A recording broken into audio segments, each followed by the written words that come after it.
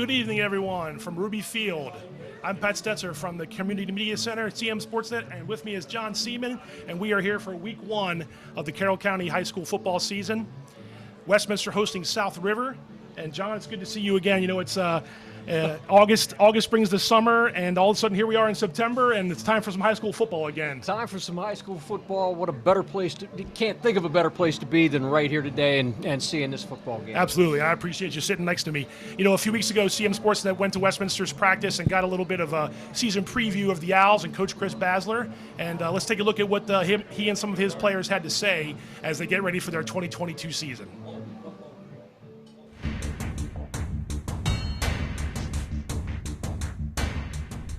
Westminster started last fall with 4 consecutive losses before turning its season around. The Owls won 7 games in a row after that and received a forfeit win from one of those early defeats and earned a spot in the Class 3A state quarterfinals. Returning this year is speedy receiver Mason Fisher, who led Carroll County in catches and receiving yards in 2021. And Coach Chris Basler says Westminster will exhibit plenty of quickness around the field this fall. The Owls host South River on September 2nd to kick off their 2022 season. Coach, Westminster was successful last season, 8-4, 5-1 in the county, playoff success as well. But obviously there's always room to improve, and these guys I just talked to said that they want to improve on things as well. What have you seen out of this year's bunch that you've already liked, you know, ahead of time as we get ready for South River? I think a big thing last year is we were so young. You know, we had 12 sophomores up, we had a lot of first-time starters, and you know, we started out slow and really built as the season would go on. And the thing that we've really stressed this year is that we got to start fast. You know, especially if we want to take the next step in the playoffs. You know, we need multiple home playoff games, which means that first stretch we have is just critical to our season. You know, and we have to get off to a fast start. You know, it just has to happen if we're going to take the next step and improve upon. If we're going to make the jump from 8-4 to, you know, 10, 11, 12, and more wins, we got to start out well. Yeah, you lost Jack to graduation. The quarterback was obviously your passer, but I think Kyrie's going to be taking over some of that role. How you've seen him grow and become big shoes to fill, but he's got to make a name for himself as well. So how have you seen him fill that spot? Right, Kyrie's, he has the arm, he has the skill, he has the speed. Right now, he's already taken in the whole learning how to read a defense. He has come a long way. And even Jordan, he's a senior this year, I've seen them over the past 3 years, and they've come such a long way. They're going to do great. Nick, there's always excitement this time of year as from the first day of practice till that first game of the season, which is coming up soon. How's camp been so far for you guys, and what are you looking forward to as you guys get ready to kick off against South River? It's been very good, very good. We have a lot of seniors returning from last year. Everything's going strong, everything's going good. Looking forward to South River. We lost 13-14 last year, and we're really looking to redeem ourselves this year. It was a very successful season last year, and even a couple of those losses were 1 point and close games. I know the South Carroll game was close. The South River game, which you later got a win out of, was still a close loss. Does that success from last year bode well because you've got so many guys, like you mentioned, coming back for this season around to know how to handle that adversity and turn those losses into wins? Yep. You know, just being a strong team. Just having all these guys back and being able to connect with everyone. Like last year, you know, we had a young team. They weren't as strong, weren't as good, but, you know, having the older guys back, I think it's going to be a lot better this season than last year. When Friday nights are here and the Ruby Field's full, we can see it from where we're sitting. What's the most fun thing for you to run out there on the field as part of Westminster's football team? Yeah, the best thing for me is just looking into the crowd when we're all hyped up, when we're winning a game or when it's really close. Hopefully a lot of them won't be very close this year. But if it is, you know, it's just feeding off the energy of everybody, and being out there with my teammates is a lot of fun. What's the energy like this season? Every team's different. Even though it's returning players, there's different energy when camp starts in August, whatever it is, 5th, 10th. What's it been like? With now we're getting closer and closer to that first game. Have you noticed and liked the way the energy of the whole team has given you guys in practice? Yeah, I think so. I think you know, we have such a big and good group of seniors this year that, you know, the guys like the 3 you talked to, Fisher and Andy and Nick, and those guys have really set the tone every day and kind of set the standard for where we need to be. And we haven't had a lot of the up and down practices. You know, it's been stacking a lot of good days, which, you know, hopefully, you know, again, translates to Friday. So. Want more local sports coverage? Be sure to like us on Facebook and subscribe to our YouTube channel. I see no lawn from this bird's eye view up here. Got a few minutes if you'd like.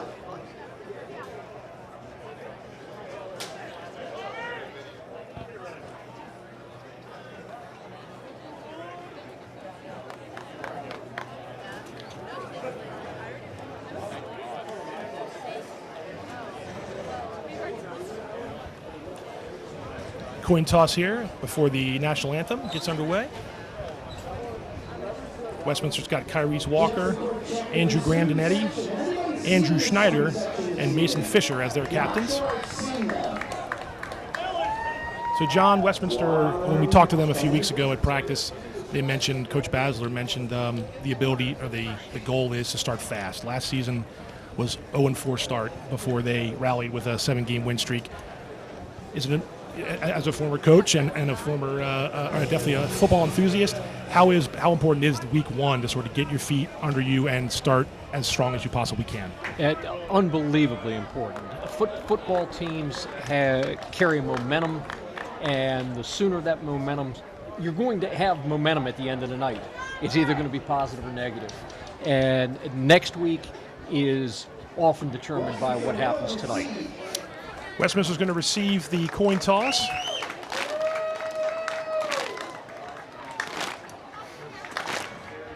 Going to receive the ball, rather, I should say, to start this first quarter. As you see them getting ready and fired up here at Ruby Field on a very, very splendid night for some high school football. It doesn't feel like a year has gone by, and here we are already in early September and week one of a 9-game schedule again, and looking forward to it. I appreciate you being next to me here, John, and we're going to get set for the national anthem played by the Westminster High School Owls Marching Band. Gentlemen, please remove your hats.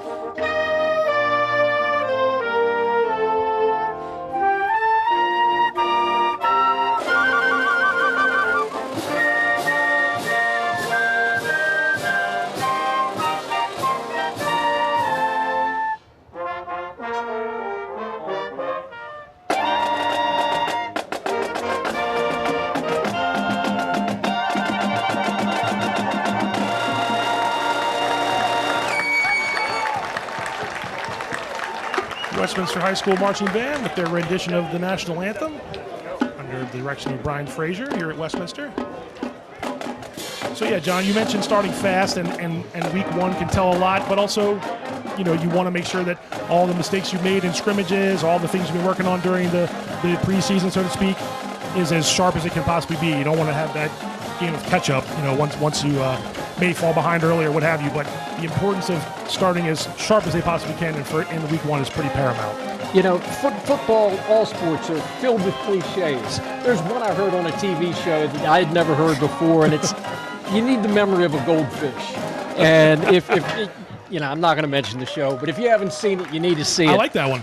And yes, having a short memory, whether it's a good play or a bad play, let it go. Right.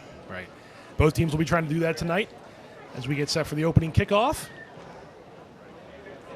Jeremy Berger of South River will be kicking off here, and Westminster's got 2 deep to receive.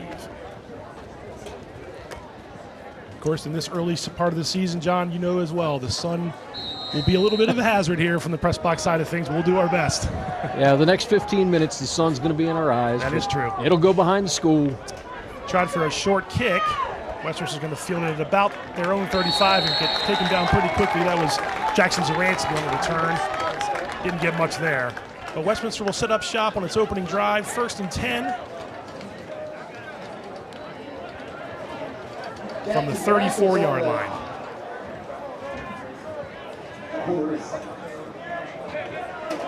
Like I said in the pregame, Kyrese Walker, 5'10", 180-pound junior, played wide receiver for almost all of last season and has come on this season to take over the signals for Westminster. They graduated the county's leading passer last year in Jack Grunziger. Kyrese, really good standout year last year, and this summer, 7-on-7, he took over the passing reins. 1st and 10. Kyrese drops back to pass. They're going to try to go right to Mason Fisher on the first play. Incomplete. They lost a referee there as well on that play. They were going for Mason Fisher, their speedster receiver, and some defense there helped break that ball up. Yeah, the defender did a nice job in dropping back. He was in position, and yet the Feaster got his hands on the ball. You're going to get your hands on the ball, you want to pull it in. And Mason Fisher got his hands on 42 of those last year, tied for the lead in the county with 1,205 receiving yards. That was tops in the county. He scored 14 touchdowns through the air. 2nd and 10 now.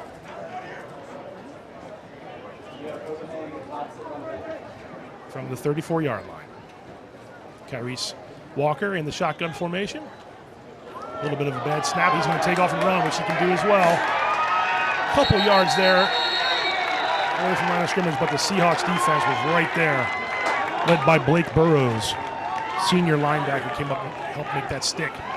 So it's going to be 3rd and long now for Westminster.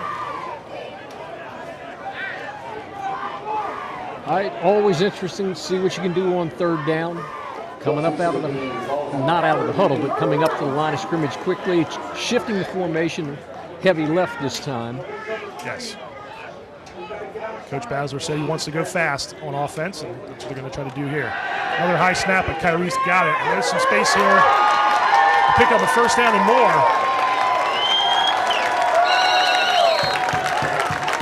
Clayton Dorsey on the catch, and that's a 1st down for Westminster, and we flip the side of the field onto South River side. Big pickup. That's a big deal. You get the ball first, you get the 1st down. After the 1st down, line up quick. And you convert that 3rd down, which takes a little bit of that pressure off. 1st down, ball on 46. Walker's going to try to run again, and nothing doing there. Both the times Walker has run the ball, the snap has been a little bit high. You're not sure he had an intended run, but when the snap was high, threw the timing off, and he carried the ball, which is a wise thing to do. That was Devin Harper on the tackle. Correct. Loss of 3 on the play. Here we go. 2nd down. Lost 3 on that play, so 2nd and 13 now from just around midfield for Westminster. Showing some motion for the first Mason time. Fisher in motion. Kyrese going to try to make some guys miss with his legs, and he did get some positive yardage. Yeah, picked up what he lost on that sack and a yard beyond that, but it brings up another 3rd and long, 3rd and 9. It does. DJ Williams on the tackle for South River. Again, these guys played last season in week 1. South River won the game 14-13.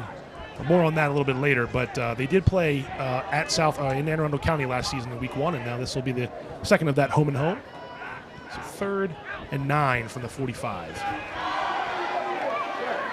Mason Fisher on the wide receiver carry, but South River was not fooled. And again, you want to get the ball in the hands of your playmakers, and South River knows that too on defense. It's going to bring up a 4th down, and I would say Westminster's going to be punting here. Yeah, they're certainly going to line up to punt. That's and high school punts, always an exciting play.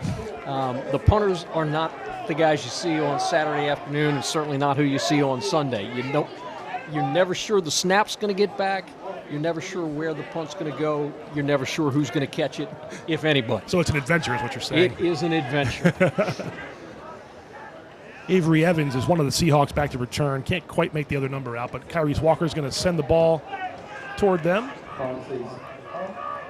Took a little Westminster bounce out of bounds at about the 15-yard line. So Westminster's first drive penetrated midfield, but didn't go much further, and now South River will take over on offense. 1st and 10.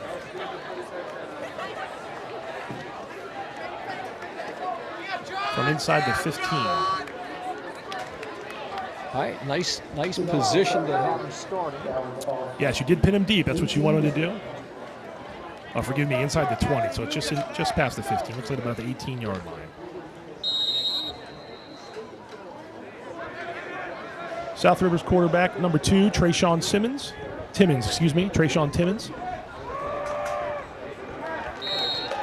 a handoff to number 4, Jabari Robinson for a short gain. Timmons, a little bit like Kyrese Walker for Westminster. He's a senior this year. South River's offense, a little more of a run-oriented offense, at least last season when they went 6-5, 5-3 in Anne Arundel County. So we're going to see Timmons and Walker use their legs a little bit tonight, John. Yeah, well, you can see the formation's a good bit tighter than Westminster's. Now they shifted from the right side to the left. Another handoff up the middle here, and Westminster's defense comes up strong. Number 11, Jackson Zaransky, with a nice tackle there near the line of scrimmage.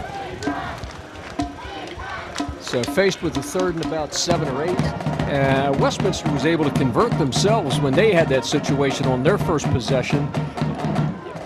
It'll be a big flip of the field if Westminster can contain them and force them into a punting. Westminster's defense allowed 17.1 points per game last season in their 8-4 run to the 3A quarterfinals. 3rd and 7, Timmons is going to drop back to pass. He's going to try to run, and there is nowhere to go. That play was blown dead. Number 52 was not fooled. Nick Comentis with a big play for Westminster. Number 52, Nick Comentis, stayed home, did a nice job. Like you said, John, you wanted to make sure that big play wasn't there, and for Westminster's defense, it was not. And anybody wondering why'd they whistle it? He got the pass off. Safety of players, paramount. Yes. He was wrapped up for a period of time, not taken to the ground, but it was time for that whistle to blow. In the grasp, as we would hear in college and the pros, but I think that's what happened there. So it's 4th and long for South River, and back to receive the punt is number 10, Mason Fisher, and number 9, Clayton Dorsey, who both, and the snap is over the head, and that 2 is, points. That's going to be a safety. A high snap that sailed out of the end zone, and Westminster gets on the board without ever touching the ball. On the board, plus they get the ball back. Absolutely. Free kick from the 20-yard line, and it's nice to know that I've still got it a little bit. Punting, it's always an adventure. John called it. He called it before the play. Now, we've seen some high snaps. Again, week 1, trying to work the kinks out. You know, Kyrese Walker was able to get his hands on a few snaps. Let's take a look at that replay, John, on the snap. You'll see number 71 ready to receive the punt, Garrett Bates, and he never had a chance. And it's so out of the back of the end zone. And like you said, I mean, the fact that they got 2 points on that play and they were able to get the ball back on this next possession is pretty big. All right, because South River had the short kickoff, and now they're punting the ball here. It's a free kick. They could either put it on a tee. That's correct. Or punt it, and they're going to punt it. Looks like Bates is going to punt it. So we got it's basically a kickoff return from the defense, a kickoff from the offense, except the punter sends it high. It's going to be out of bounds early. I think it's going to be on the South River side of the field. So Westminster's going to have, of course, there's a flag on that play as well. It still counts as a kickoff, but the Owls are going to get the ball well on the positive side of the 50. Correct. I was just trying to see if there was some question on the play, but yeah, it's an illegal procedure basically on the kickoff. So anyway, Westminster's going to get it. 1st and 10.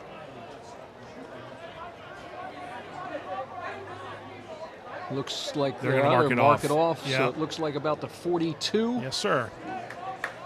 The positive 42. Their best field position of the day with 6:52 to go in the first quarter. And an early 2-0 lead. Correct. Would have liked those 2 points last year. That's true. That's true. Funny you mentioned that game last year that John was talking about, a 14-13 South River victory. I'll tell you more in a second. Oh, another high snap. And Kyrese has to fall on it, and now they're way pinned back past the 50. Again, this is something that we saw a little bit last week. We were here, CMSportsNet was here during the scrimmage against Oakdale, and the center had a little problem with the exchange. So again, got to work that out, but that's a big loss after starting on good fields all the way back to Westminster's 40-yard line. Yeah, my history of football goes back a long time where the quarterbacks were in a T formation more than in the the pistol, the shotgun, and that snap is absolutely critical. And it's still high, but Kyrie can get that one corralled, and he does get past the 50-yard line. Again, going back to what we were talking about with their game last year. So South River was hosting Westminster in week 1. Everything was getting ready for the season to start. And Anne Arundel County got hit with a hurricane, tropical storm. I believe it was Hurricane Ida. And I think South River Stadium sustained some pretty serious damage from a tornado that popped up. I don't think anybody was hurt, but obviously the game had to be relocated, and they played that game on the weekend at Serena Park High School. South River won the game 14-13. Another bad snap for Westminster, and that might turn into a turnover. Let's see. South River appears to have covered it up. Let's see who comes up with it. But again, just can't afford to have all these high snaps. Let's replay this. Let's take a look at this play, John, and see if we can see who covered it up for South River. Kyrie's tried to fall on it, but just missed it.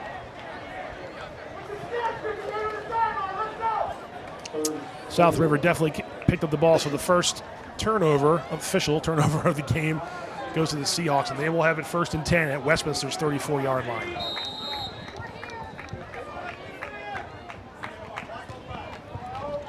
Timmons has the ball, rolls to the near side, and intercepted by Mason Fisher. Read the play the entire way. That's an all-county player on both sides of the ball, and just like that, back-to-back turnovers on back-to-back plays. All right, the only thing okay, replay. Yep. You'll see Timmons goes back to pass, and Mason Fisher had read it all the way, and was able to get it right back. So this is week 1 football, John. And week 1 high school football. Correct. You giveth and you taketh away. 5:28 to go, first quarter. Westminster has the ball back at the 26-yard line. We'll see if they can get their snaps figured out as Kyrie Walker remains in the shotgun formation. Quick pass to Mason Fisher, and he's got enough for what looks to be a first down. Jackson Ritter, beg your pardon, for South River made the tackle, and he looks to be a little shaken up on this play. That's the second reception, and both receptions have been first downs. And the good news is the snap was right where it needed to be. The fact that Westminster didn't play defense except for one play didn't give the coaches time to get the quarterback and the center together and try to calm the center down a little bit. Right. But that snap was pure. Yes, it was. Yeah. Like I was talking about Mason Fisher earlier, again, the 42 catches tied for the county lead. The 1,205 yards was a county best, and he scored 14 touchdowns through the air. But this is I won't call it a revamped offense, John, but obviously with a new quarterback, there's going to be new connections need to be made. Kyrie Walker was a receiver for the most part last season, so he's had all August to do it, and he had some 7-on-7 to do it, but that's different, as you know, than when we get on these lines in week 1 of the high school football season. Yeah, 7-on-7's a touch league, and it's and practice is practice. Yes, exactly. Yes, sir. Westminster lost that opener last year and then lost the next 3, but South River had to forfeit week 1's game. Later on, it was discovered they used a player that was deemed ineligible, so Westminster received a victory in that week 1, even though they lost on the field. Anyway, they reeled off 7 straight wins after that 0-4 start to roll into the playoffs with some momentum. And Chris Basler said they've got to start faster this season if they want to really take hold and make a deeper run in 2022. So Kyrie's with the ball, and he hands off to number 32, Raekwon Warfield on that carry. Short yardage. You know, Westminster's run the ball a couple of times, but mostly it's been the quarterback just catching the ball and out of desperation running. That time it was a handoff, I believe the first handoff, where the running back has touched the ball, and not much room there. Yeah, you're right. The other handoff was to a receiver coming off the end. We'll see if Westminster runs some of those run play options as well. We saw a little bit of that last week in the scrimmage. Second down. Short pass to Clayton Dorsey out here in the flat. He's bottled up pretty quickly, though, by South River's defense. And that was Blake Burrows, again, number 1, coming in from his linebacker position to make another 3rd and long. So a little bubble screen, but not much of a bubble for the receiver after he caught the ball. Short gain, 3rd and 9. South River popped that bubble pretty quick. But yes, 3rd and 9. Again, Walker in the shotgun with the running back to his right. He's going to take it and roll to the far side, and he is Mason Fisher right near midfield. That's a nice play, and that's going to be enough for another first down. All right, so 4 plays on this drive, 3 passes, all 3 have been completions. The run, not much there. But big thing is they move the sticks. And John, looks like they are having some success in the middle of South River's defense, some soft spots in the defense. Westminster's going to want to capitalize that. That's what they did last week in the scrimmage against Oakdale, just getting the ball to their receivers, trusting the blocks, and hopefully turning into positive yardage. Now, the middle being middle distance. Correct. As opposed to middle left and right. That's true. And there's another one to Clayton Dorsey, who's having himself a nice first quarter here. He stepped out of bounds, but I believe it's enough for a first down. Yeah, South River is retreating pretty quickly on defense and offering that area 5-6 yards down the field, and then the receivers are doing a nice job running with it after they make the catch. That's right, and that was another handoff to Warfield, and that's some positive yardage there on first down. So South River is going to give them those 5 and 6 yards, but they're also clearly are respecting Westminster's speed on offense. Don't want to give up the big play down the sideline. Second down, second and we'll call it 9. That's a designed run for Kyrese. Might have got back to the line of scrimmage, but not much more. As Devin Harper, number 50 for South River, was there for the tackle. All right, so no gain. There's some gain. No, there was some gain, yeah. There was some positive yards. He got past the 45, so it looks like they're about 3rd and 4. Or the 35, excuse me. 3rd and 4 from about the 34-yard line. Another third down here, John. Yeah, they've had some success throwing that ball about 5-6 yards down the field. 3rd and 4 for Westminster. There's that run play option. And Kyrie's found a little room off the right side and then some. Nice run by your quarterback to get a first down for Westminster and move the sticks. Another design run, John. Yep, four first downs on this drive. They started on their own 26 with 5:28. We're down to about 2:15.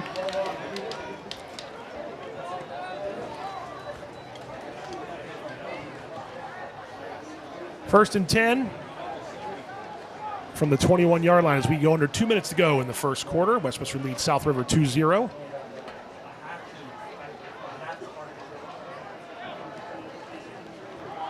Another handoff to Warfield. He finds some room on the left side, cuts it back to the middle, and picks up some positive yardage on first down. That's Raekwon Warfield, a 5'10", 175-pound sophomore in the backfield for Westminster, number 32. So you're starting a sophomore tailback. He's carried the ball 2 or 3 times. You've seen some speed. Yes. And most important thing with a sophomore, he's held on to the ball. Absolutely. Especially when the snap is a little questionable so far to start. Second down for the Owls. Kyrese looking for the play from the sideline. And he's looking for this corner of the end zone for Dorsey. Would have been a tough catch and out of his hands in the corner pylon there. Incomplete. Close, but incomplete. Looks like number 8, L.J. Corson on that play defending for South River. But they wanted a shot to the pylon there on that second down. I think that was a pretty good design play because they've been so successful on these third downs. I think the play was well conceived. I'm also pleased to see the officiating. There was some contact. Yes. And it's not been many years ago that if there was anybody touched anybody, it was a pass interference. That's correct. And with the amount of passes that are thrown in high school football today, that pass interference has become much tougher to get. Oh, and Kyrese Walker just kind of throws it up into the left corner of the end zone, and who's there? Mason Fisher for a 15-yard touchdown pass. That was in double coverage, and it was a, hey, Mason, go get it. And I think Mason went and got it for a 15-yard touchdown. Let's take a look at the pass. So Fisher had a little bit of pressure up the middle and did a pretty good job rolling out of the way, John. I just want to see. Wanted to see how much, what he had to do to get free. He actually had to come back to the ball. The ball was, you could call it a back shoulder pass. I personally think it was underthrown, and that's how back shoulder passes came to be. Somebody said, that works fairly well, and you started doing it on purpose. And he's got a talented receiver to go up and get it. But again, like you said, underthrown, maybe on purpose, but into double coverage, you got to trust your receiver to go up and get it, and that's what happened. So Westminster now leads 9-0 after the extra point. 56 seconds to go in the first quarter, and Westminster has its first offensive points of the 2022 season. So that play, we covered 11 play drives, covered 74 yards. Not exactly sure. What are we down to? 56 minutes? 56 seconds. Yes, sir. So 4 minutes plus off the clock on that. And like you were saying in the first couple of drives, converting with some third downs, moving the chains. They did seem to get their snaps better on that drive, which is important for Westminster the rest of the way. I don't even know I'm not sure. I didn't check if they had changed centers. I'm not sure, but if they did, it paid dividends on that drive. So Westminster will kick off for the first time. Looks like number 14, Owen Harris, on the kickoff. Going right to left.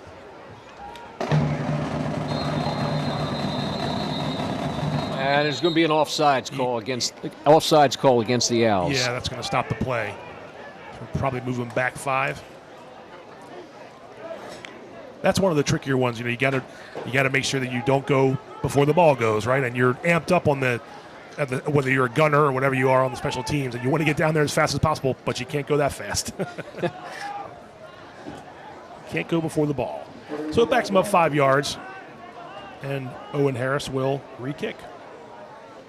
And in high school, once you cross that plane, the ball's blown dead. There is no option. Right, which is why we heard the whistles and play stop. So Harris will put his right foot into that one. South River gets it inside the 15. A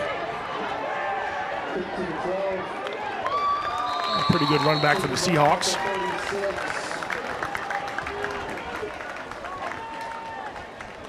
South River will start its next drive, 1st and 10 from the 35-yard line. 48.4 seconds remaining in the first quarter here at Ruby Field. And that sun has just gone past the school. Hallelujah. John, you know the campus quite well. I spent 14 years of my professional career here at Westminster High, and that sun is brutal, particularly in the JV sports where they start at 5 o'clock. That's a good point. Timmons' pass on first down is incomplete through the hands of number 18. They don't have an 18 on the roster, unfortunately, so somebody changed a number on me there, South River, but that's okay. Incomplete on 1st and 10 brings up 2nd down. Yeah, falling behind 9-0, they may very well open their offense up a little bit. Westminster's contained the run pretty stoutly, you're right.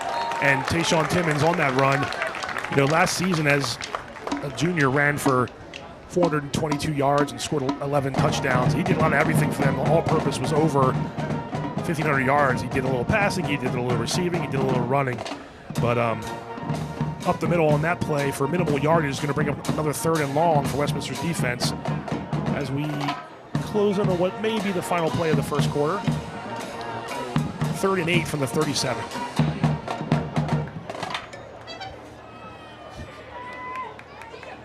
Timmons is going to try to run again, and Westminster's defense is right there to stop him.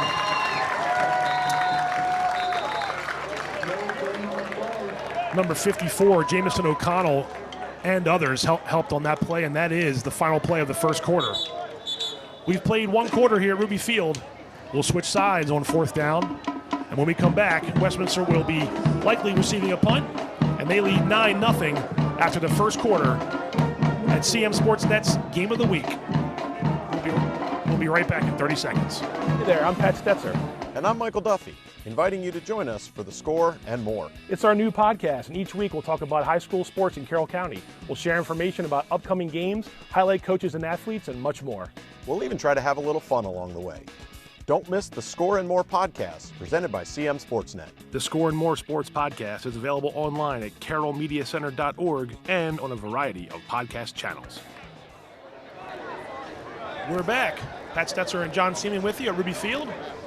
We played 12 minutes, John, and Westminster leads South River 9-0 in week 1, the season opener of the Carroll County high school football season. All right, now the last time the South River lined up to punt, the snap went over the punter's head, so let's see some things here. Westminster, I'm real pleased to lining twin receivers, twin return men. Better snap there for Bates, who sends it up high, but again, that's going to be out of bounds. Probably near midfield here as they mark it off. So the snap was better. The kick wasn't quite as good. Westminster will start 1st and 10 from its own 45-yard line. So a great field position for the Owls.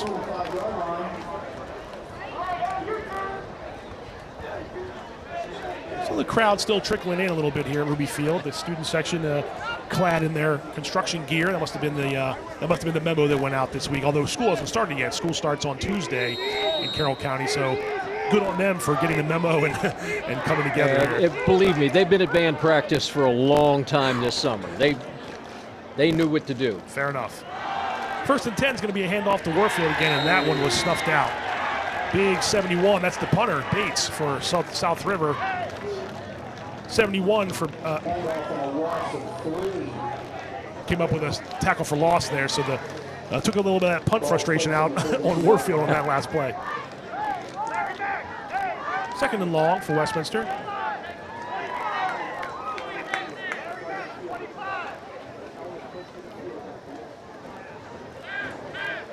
Walker back in the shotgun again. It's a better snap. He gets it out here in the flat to Fisher, but he's wrapped up immediately by number 3, Miles Evans for South River. So again, we're going to be in a 3rd and long situation, John. Both teams have dealt with this already today. Westminster's cashed in pretty well. We'll see what they try to do here. Yeah, Westminster's been real successful throwing the ball. They've 6 for 8. So the catches are there, but they're going to need to get 10 yards in order to keep the ball. Correct. They've done it, though, a few times here already, so we'll see what they do here.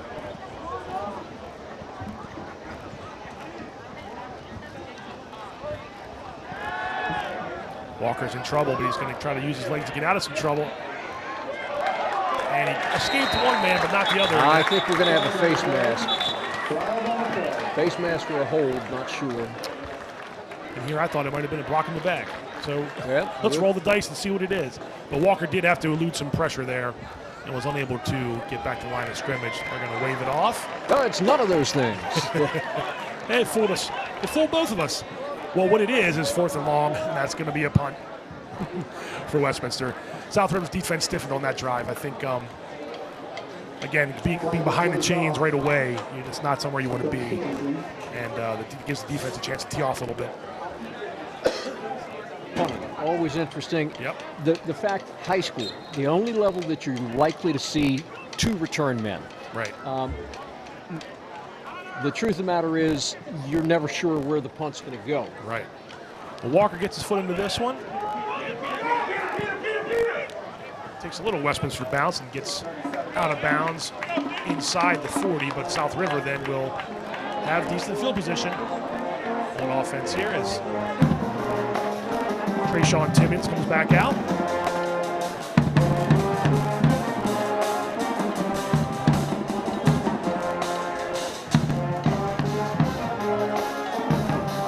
Seahawks will have it 1st and 10 from the 39-yard line. Yeah, this will be their 4th possession. The first time they started on their own 18. They started on Westminster's 34, and then on their own 35, now on their own 42.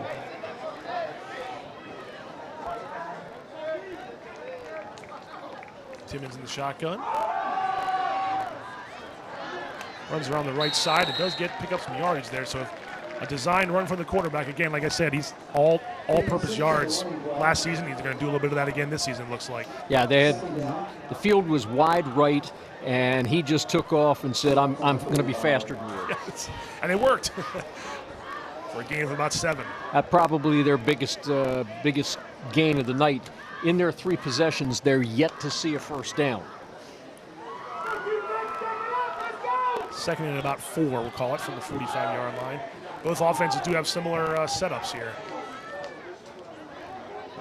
Timmons has the ball. He's going to try to come up, cut back to the middle. Started on the left side, comes back to the middle, and may have South River's first down of the game. Looks like he does. And we look at that official right in front of us. He waves the sticks to move, and it's a first down. Their initial one of the ball game. And the ball is right at midfield.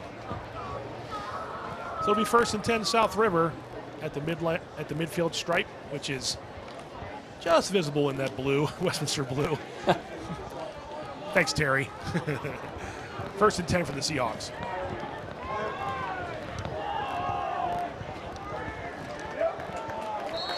Jabari Robinson on that carry for the Seahawks, and Westminster was right there.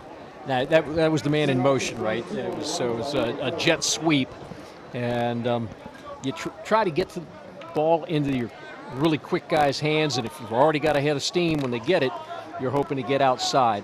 Westminster contained it, held it for just 2 yards, maybe just 1.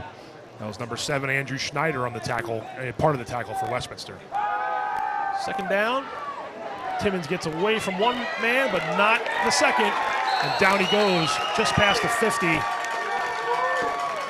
Number 5, Mateos Thelman, on the tackle for Westminster. All right, nice job of staying at home.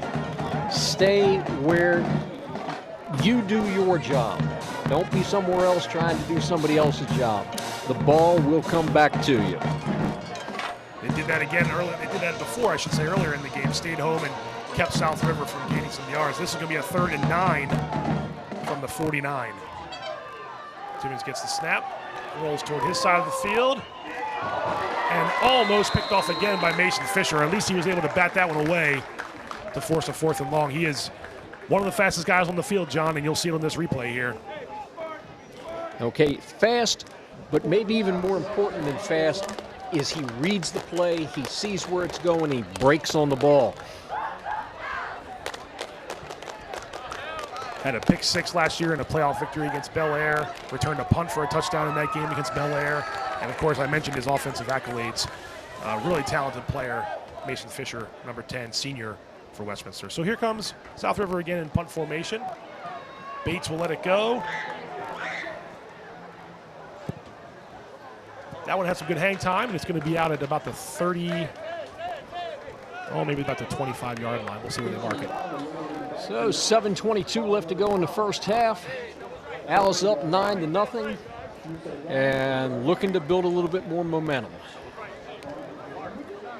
Another drive for Westminster starts here. This one at the 29-yard line.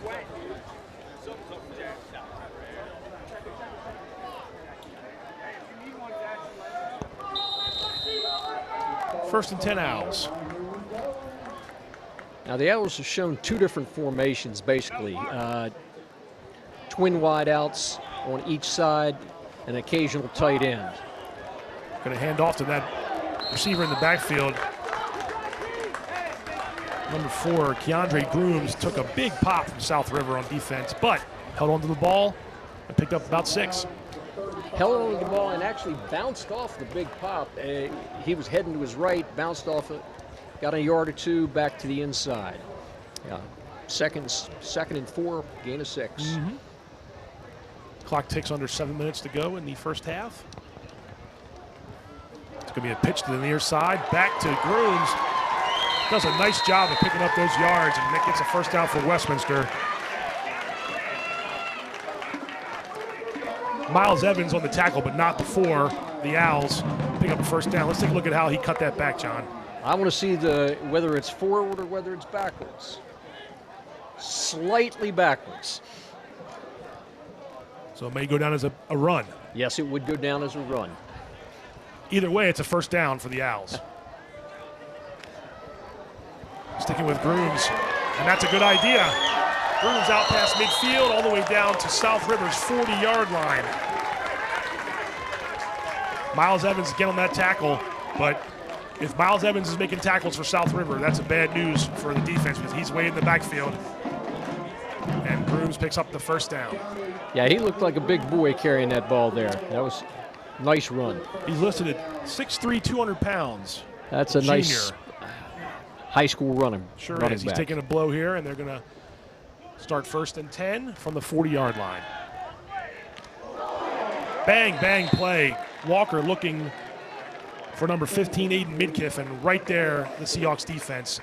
A really nice play by South River to break that ball up. By far the best defensive play the Seahawks have shown tonight.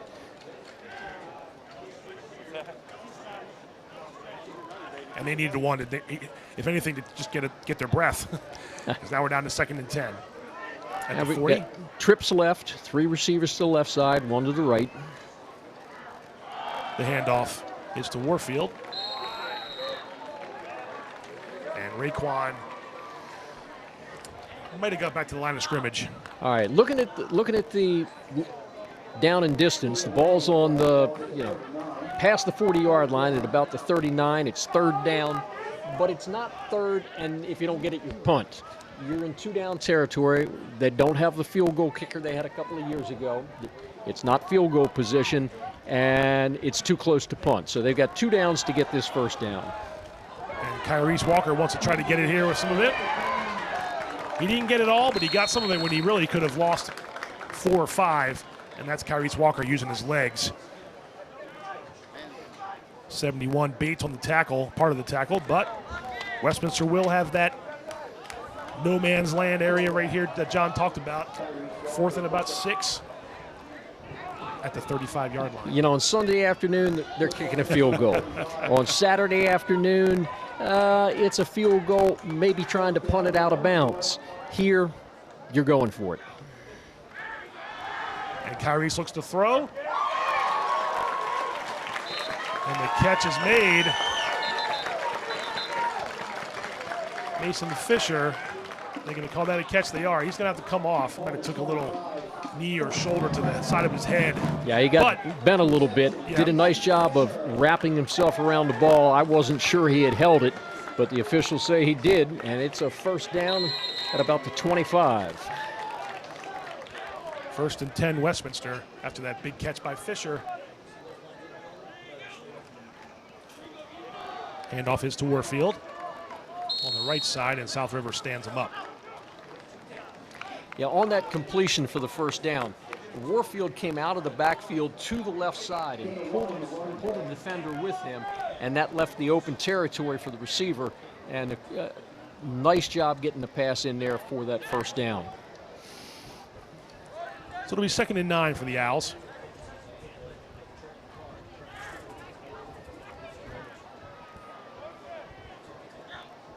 Man in motion. Ball back to Grooms, and that is going to be up the middle for a Westminster touchdown. Number 4, Keandre Grooms.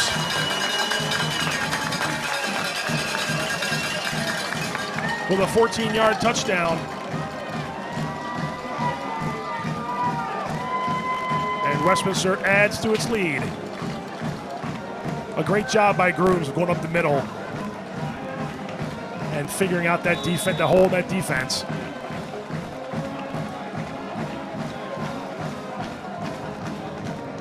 Extra point is up and good. It's good. And with 3:31 to go in the 2nd quarter, Westminster now leads South River 16-0. And John, they're doing a good job here of going between Warfield and Grooms, mixing it up in the backfield. Yeah, over the centuries, you've had teams with thunder and lightning, the big guy, the fast guy. Usually you think of them in the same backfield, but with modern football in the 2020s, there's usually just one running back and they're alternating it. That particular drive was 9 plays, covered 71 yards, took 3 minutes and 51 seconds off the clock, and leads to a 16-0 lead for the Owls. That's 11-play drive for a touchdown and a 9-play drive. Is that correct, John? That's what I have, So yes. that's a good long drive. That's going to be Coach Chris Basler a happy man when they can turn up some clock and finish them in points. Yeah, finishing with points is always good, but keeping the other team off the field. That's good, too. Owen Harris puts his foot into this one. South River will start. They fielded the ball at about the 10. Late flags coming in. Westminster defense held them back a little bit on this play. We'll see what the call is with 3:25 to go before halftime. Now, Westminster's kickoffs have been skying, getting in the air, difficult to return when it's relatively short and in the air. So, John, you mentioned the way that the Owls have had those long drives result in points. It's always good for momentum, but how important is it? We mentioned this already, just early in the season, that there's got to be a great feeling on the Westminster sideline. Absolutely. Right now, everything has gone Westminster's way, starting with that bad snap that led to the safety, and then the 2 long drives after that. So here we go. South River, 1st and 10. There wasn't blocking it back, by the way, on that. That was the call during the kick return. So pinning them even deeper. South River will have the ball 1st and 10 at the 12-yard line. And they might have to go back a little further. That may be a false start. Yeah, the right tackle definitely jumped, and the defensive end responded. And a false start is the call.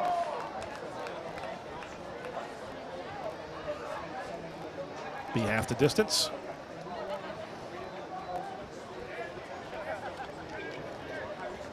So the Seahawks now 1st and 15 at what looks like the 7. 7, 8. Yep. 7, 8. Yeah, maybe the 8, right. So you half the distance there when you start at the 12. So Those blue lines do a lot for school spirit. They just don't do much for the guys trying to call the plays. Correct. Timmons' pass is incomplete. Tried for a pass near the near side, just a little bit too far. His 4th pass of the game, only one of them has been complete, but unfortunately for them, it was complete to a Westminster player. That is true. One of South River's top receivers a year ago was Jeremy Berger, 5 catches for 75 yards. Also, L.J. Corson had 15 catches for 111 yards and a couple of touchdowns. But again, South River dealt with 2 different quarterbacks during the season. So Timmons is the starter now as he rolls out of the end zone, and that ball's batted down. Number 7, Andrew Schneider on that nice play. Okay, this brings up a 3rd and 15, and expect to see Westminster coming with everything they can. I was just going to say, you pin your ears back here, right? You go after the quarterback.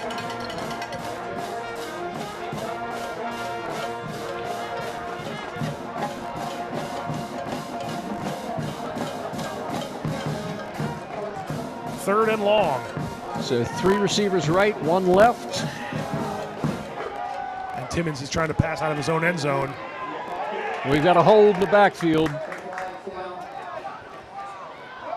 The pass is incomplete. I thought maybe Timmons had gone out of bounds, but nonetheless, there is a flag on the play. If I'm Westminster, and indeed, if it's a holding on offense, I go ahead and decline and make them punt. And that is the call, and Chris Basler, you would think, would decline it to force the punt, and he did. That brings up 4th down. So that series were 3 passes, 3 incompletions with the penalty, so it's 4th and 15. And you're licking your chops here if you're Mason Fisher, and you're standing back at about midfield waiting for a punt from South River. Now, so far the punts have been the adventure, certainly the deep snap. The other ones have been skied, but out of bounds. Right. That one's high and in the middle. And a fair catch is called by number 9, Clayton Dorsey. So South River they've done their homework. They know they don't want to have Mason Fisher's hands on the ball too many times. So again, Westminster's going to have really good field position on this drive with 2:54 to go in the second quarter. And looks like they got their snap issues down, John. Got them kind of solved here, and they really did a good job on the last drive. Yeah, they're starting on the positive side of the 42. Yeah. They're a little confused right now. Formation having trouble figuring out where to go. But scoring here again in this half would really be a big deal. Huge deal. Walker's back to pass. Finds Fisher. Makes one man miss along South River sideline and gets pushed out of bounds near the 30.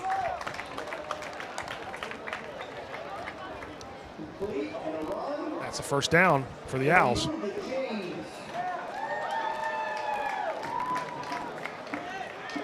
And that should have been contained for less than a first down.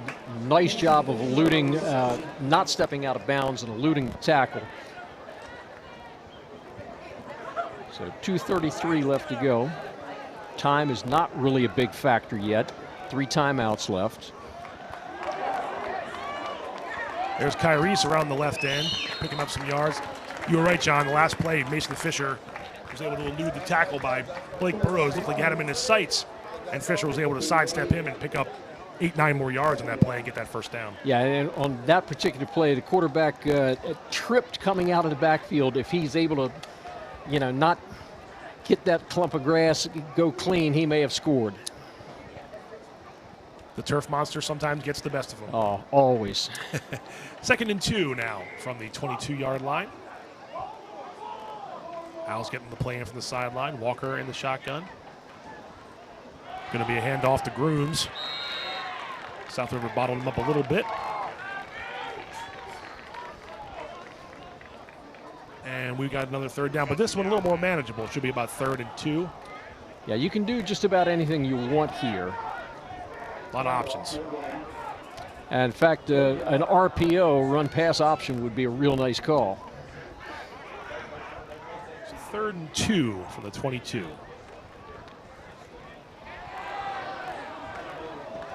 Fake the handoff to Grooms, and Walker kept it. I like to call that a run-pass option. Run-pass option, that's right, you are, John. But I believe he's come up a little short. Nope. Oh, no, never mind. Never mind. First down, and did they call a timeout? The officials had a timeout to make their decision. No timeout here. We're going to keep going with under a minute to go. It looked like a timeout was going to be called, but no one did, so we're back in action. 1st and 10. Walker hands off to Grooms, and that now time South we need River. A timeout. South River was there.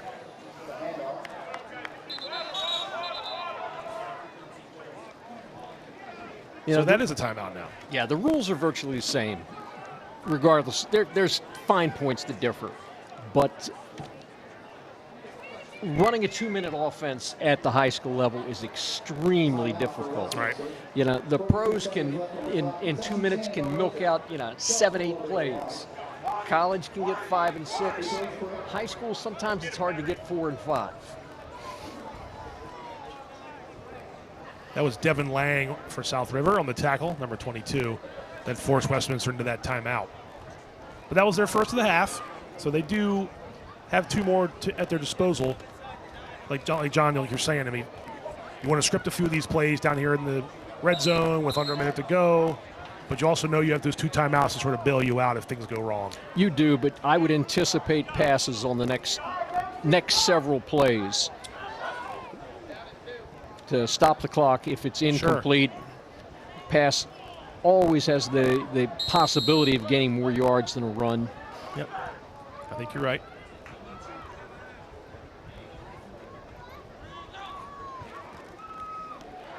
And there's your pass to Schneider. Did he get out of bounds? He did not get out of bounds. They're going to wind the clock, but that is a positive play down to about the 11-yard line, and Chris Bowser will call a timeout. And that's not a surprise to me. You call the timeout here, and again, high school football, you call a timeout. At a different level where you have more time and more coaches, more experience, you can go ahead and spike the ball. Well, you're not going to spike it on 3rd down. Right. But you have other options.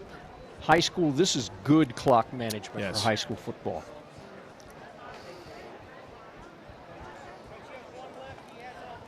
So 28 seconds left, 29 seconds left officially. And Westminster will have it 3rd and 2 from what looks like the 12. So again, 1 timeout to go, still for Westminster. And I think, John, like you said on the last 3rd and 2, a lot of options here for the Owls. I know, like you said, with the timeout, you're probably going to pass, but you do have a couple options here if they open up. You've only got one more. You want to put that one in your pocket. You don't want to use it here. Right. Unless you don't get the first down. True. So they're bunched up here on the far side a little bit. And Walker will take the shotgun snap. A quick pass on the flat. In the slot, I should say. And that's enough to stop the clock for the first down. Number 11, Jackson Zaransky on the catch. And they're winding the clock. About to wind the clock with 22.3 to go. They get a little home cooking here on the clock. I think the White Hat forgot to actually wind it. But that's a first, or I should say a reception by Zaransky down near the goal line, and he got out of bounds. Only better than that's getting in the end zone. They do have 1 timeout left, 13.3 left on the clock. South River coach Steve Erxleben was coming out on the field. I wasn't sure if he wanted to ask about the clock or not, but he looked like he was gesturing to his defense. So anyway, 2nd and 3. Look for the quarterback keeper.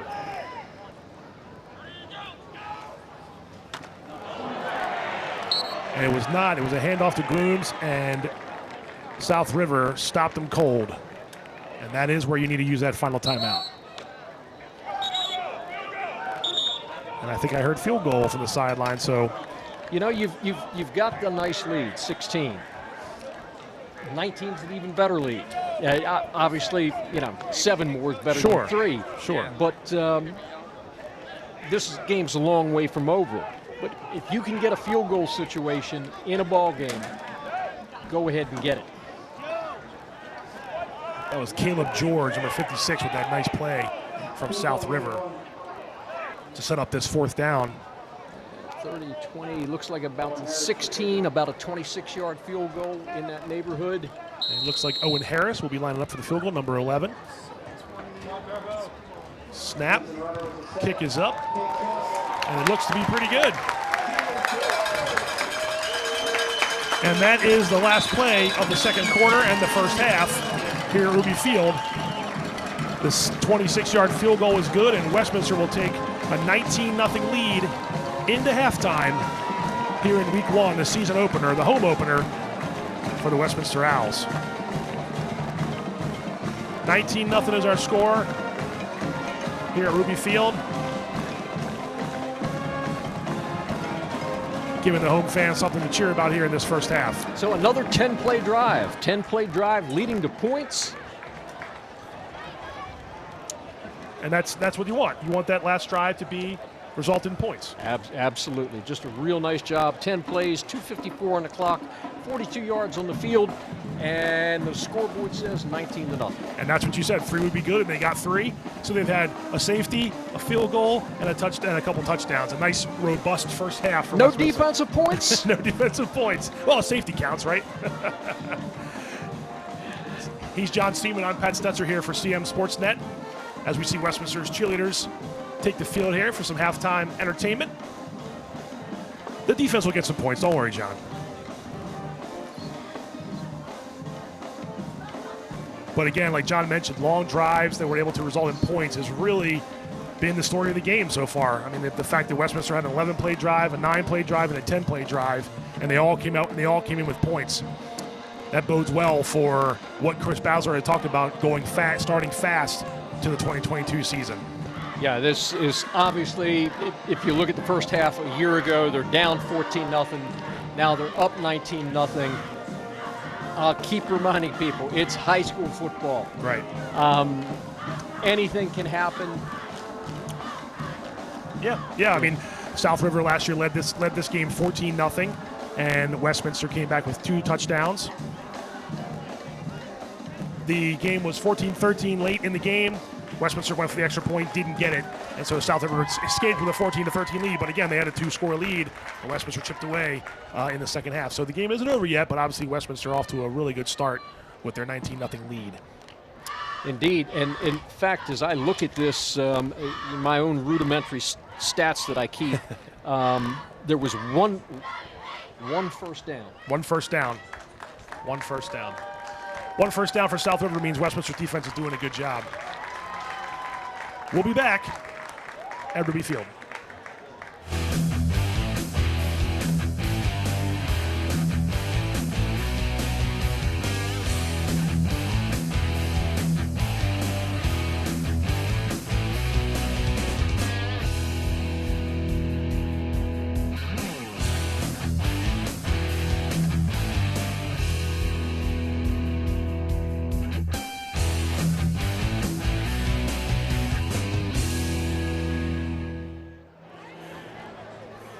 Back here at Ruby Field, John Seaman, Pat Stetzer for CMSportsNet, the CMSportsNet Game of the Week.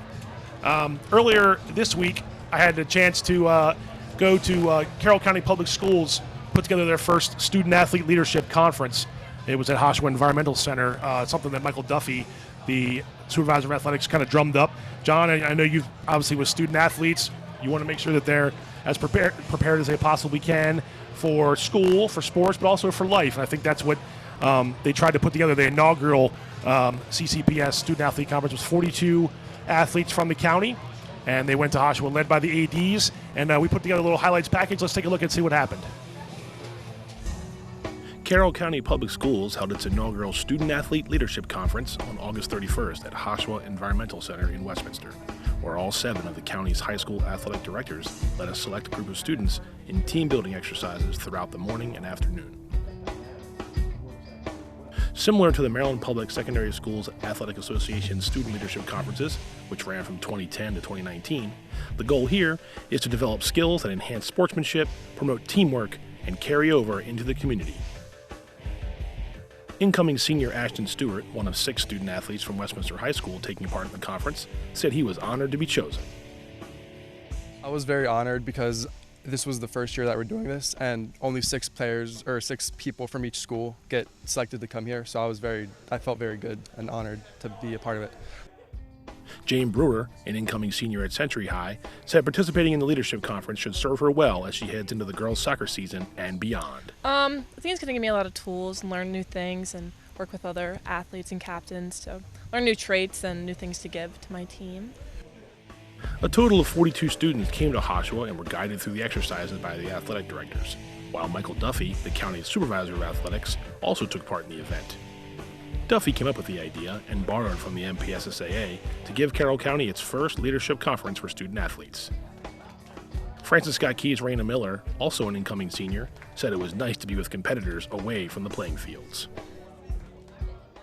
I was very excited, I guess, about meeting other people from the county because typically in sports, obviously, you're playing to win, and, getting to know your opponent isn't something that usually happens.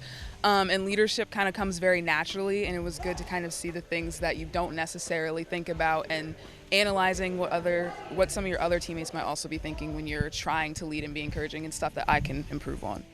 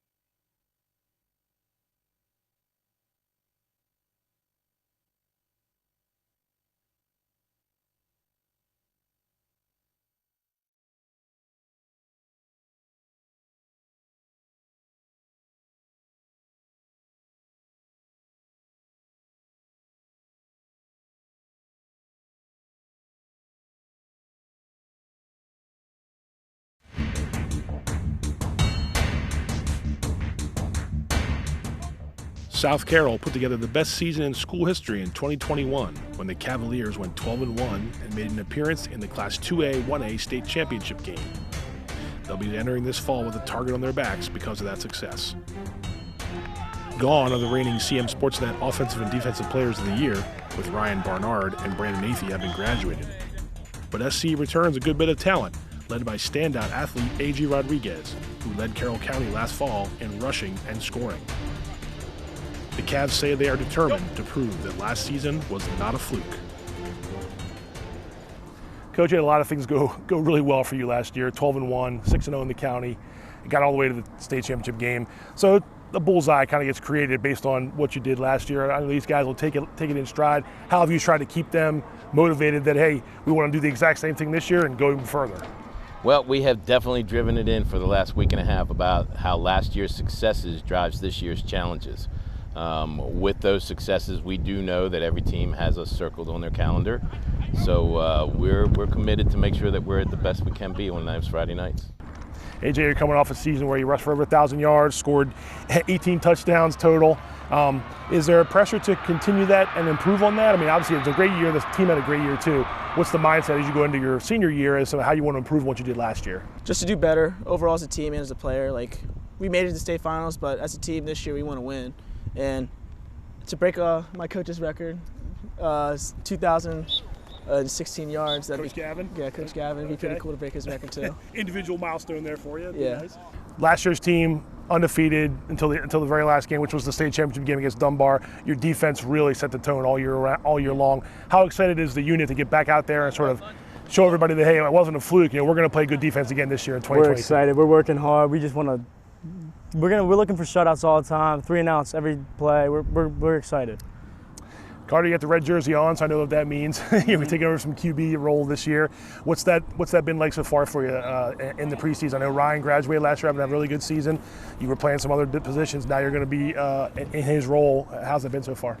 Oh, it's been great. I like being like the leader of the team, and learning the offense has been good, and I'm excited for the season to start.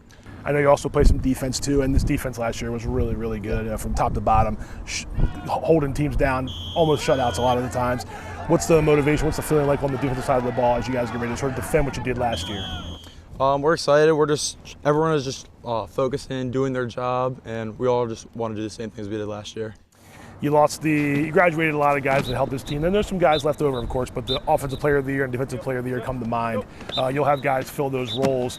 How's it looking so far in terms of the chemistry of those guys that are filling in some of those spots that they graduated? We're real excited about the juniors that are stepping up. I think there's a little bit of a grind in them that that we weren't just the Bernard and Athey team. So they've been working real hard in the off season, and I think they have an axe to grind and something to prove. One of the more athletic kids in the county is A.J. Rodriguez. How have you seen him grow? And even just this little time you've had him in the preseason, we know what we're going to see when A.J. touches the ball. Yeah, absolutely. And our game plan is to get him the ball. So, the growth that you see in him is the maturity, his leadership in the locker room, his leadership out here on the field. We only think that's going to make A.J. that much more and pay more dividends for us in the long run. Do you think that last year's success and all the publicity that the school gained, rightfully so, is just that stepping stone that you hope that the program takes to get to the next level?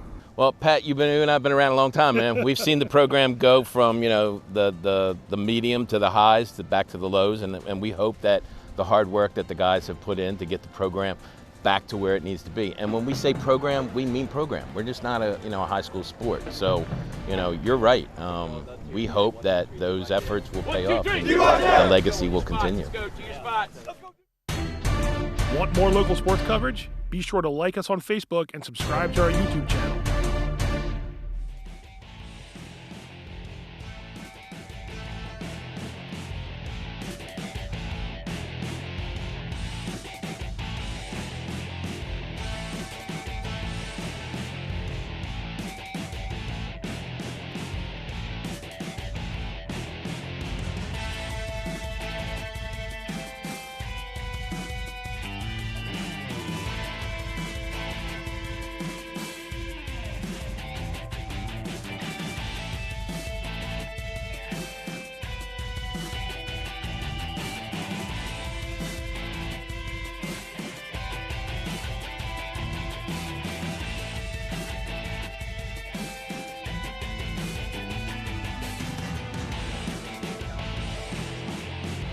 We'll be back soon, CM SportsNet, for the second half of Westminster and South River. Stay tuned.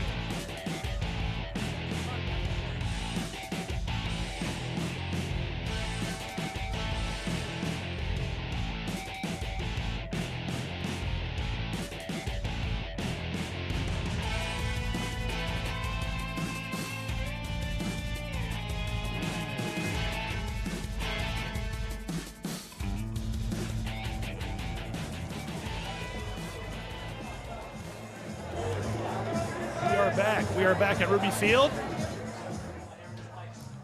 John Seaman and Pat Stetzer here at Ruby Field. We're back. Westminster and South River will be kicking off here momentarily.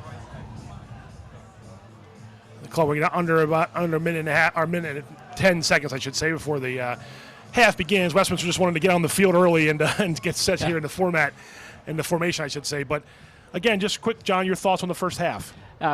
Westminster has dominated play.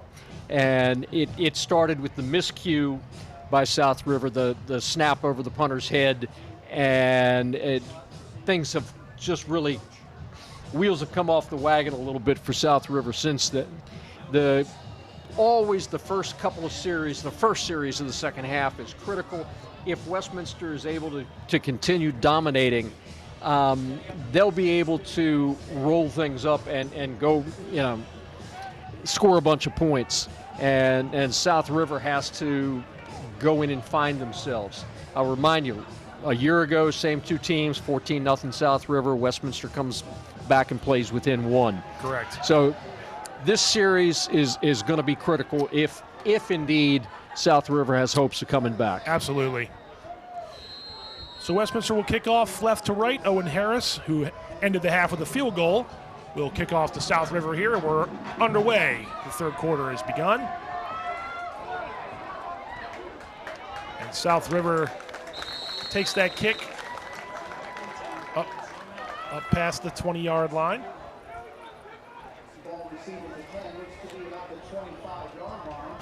The Seahawks will, the Seahawks will start 1st and 10 from the 21-yard line.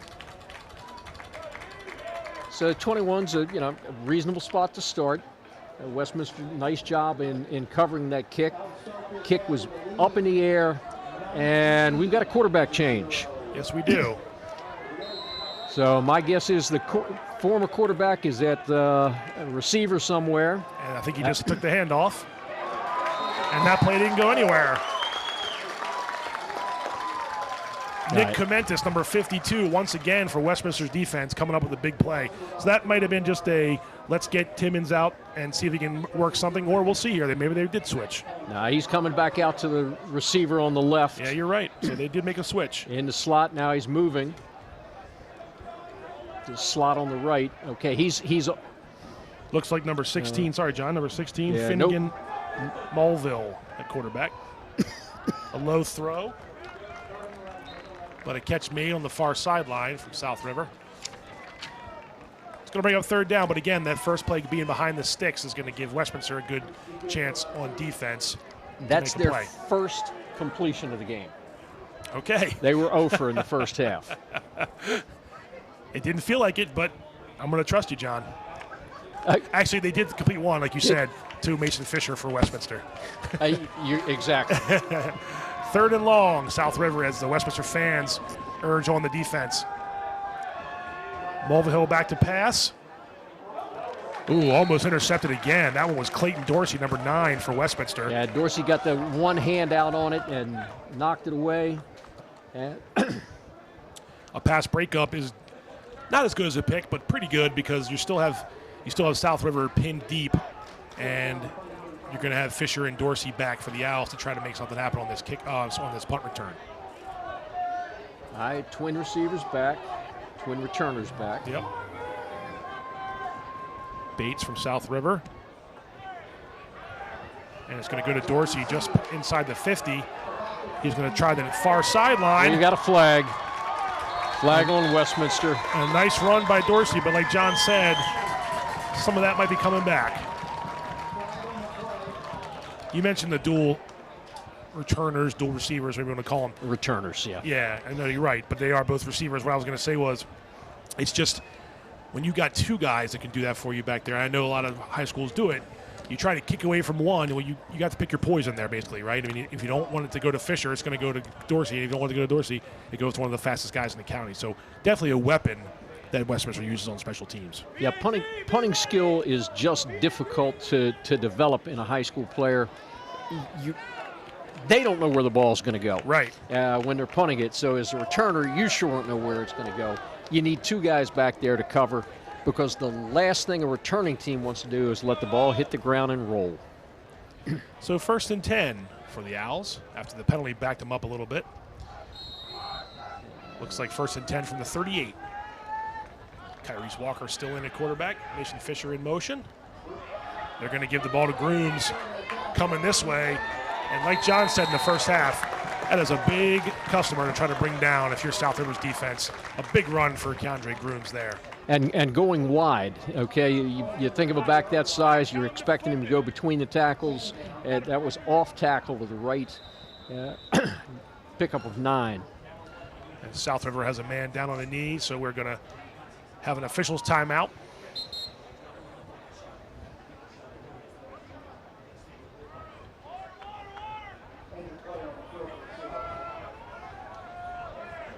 So while 23 for South River takes his time getting off the field, we have an official's timeout. And that play is an indication, I think, of what Westminster would like to do. They would like to run the ball and grind it out, put points on the board, run through this quarter, maybe get some other players on the field. I hate to be moving that far ahead. Right. But that was Xavier Timmons for South River, needing some assistance off the field. We hope the young man's okay. And we're back on the field. The clock should wind. And it's 2nd and short for the Owls as we go under 10 minutes to play in the 3rd quarter. Mason Fisher in motion the other way. Kyrese Walker keeps it and is going to pick up the 1st down. Again, they have the ability to go to Grooms and then Kyrese Walker. Walker is just bolstering the offense. It's giving them, like you mentioned in the first half, John, so many more options on offense. Well, you go ahead and you run, a wide out and then a slot on each side. You spread the defense out. The quarterback can get outside fairly quick, right, if he's got the talent, and apparently he does. Plays coming in from Westminster sideline. Another bad snap. I think Kyrese Walker may have covered it up, and the official says he did. So almost a disaster there for Westminster. Didn't have too many snap problems after that first drive, but then another issue. Now that one was a very different type of bad snap. It wasn't sailing over anybody's head. It was like he stubbed it on the ground, like stubbing your toe. Yeah, a worm burner back to the backfield. And that was, South River did have a chance to cover that up, maybe 2 chances, but Kyrese was able to pick it up. A loss of 6 on that play. 2nd and 16 now.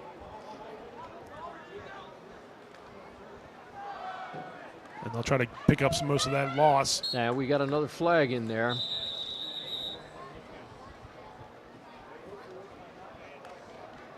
That was 22 Devin Lang for South River on that tackle, but like John said, looks like we have a flag. Oh, it's a 5-yard face mask penalty. So it'll give Westminster a little bit of yards there, but it's still going to be 2nd down and long. Yeah, so that you get the yardage because the penalty is from the point of the foul, but you don't lose the down. So the yardage run, the run on the yardage, and the run on the penalty. Handoff goes to Grooms, and South River gobbles him up. That was Lang again for South River in on that tackle with a bunch of Seahawks with him.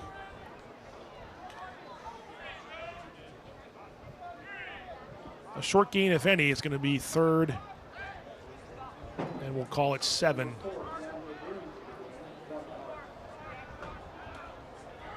Now early they had a lot of success throwing out into the flats and letting the receiver go ahead and get the yardage.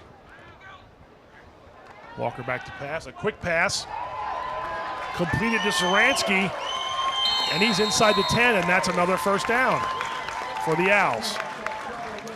So the second first down of this drive. The first one was on the ground. This one's in the air.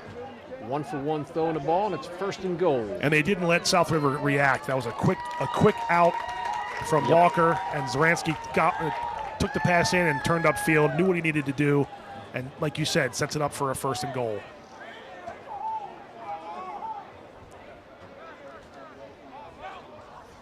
First and goal from, looks like about the 10. Fake the handoff to Fisher. Walker kept it. And number 3, Miles Evans from South River, in on the tackle. We got a stoppage of the clock as there appears to be another South River player down on a knee. Yeah, that time the quarterback bellied the ball to the receiver, pulled it out, planted his left foot, cut inside, and picked up about a yard, 2 at the most.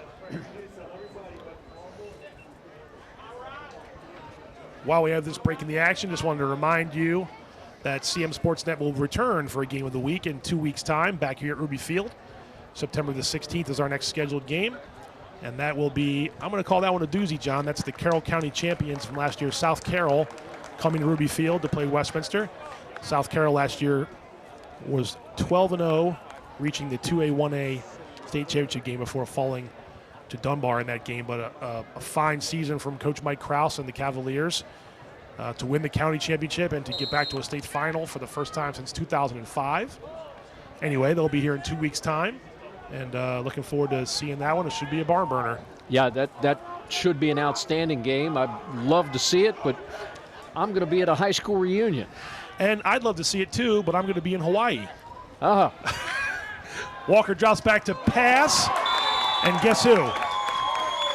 This time it's Jackson Zaransky. But wait a minute, we got... What are we calling here? It's a completion, but he's still in the field of play. He didn't get in the end zone. He must be at the goal line because I thought they were in the end zone. Anyway, the pass was completed to Jackson Zaransky. Let's take a look at the play, John.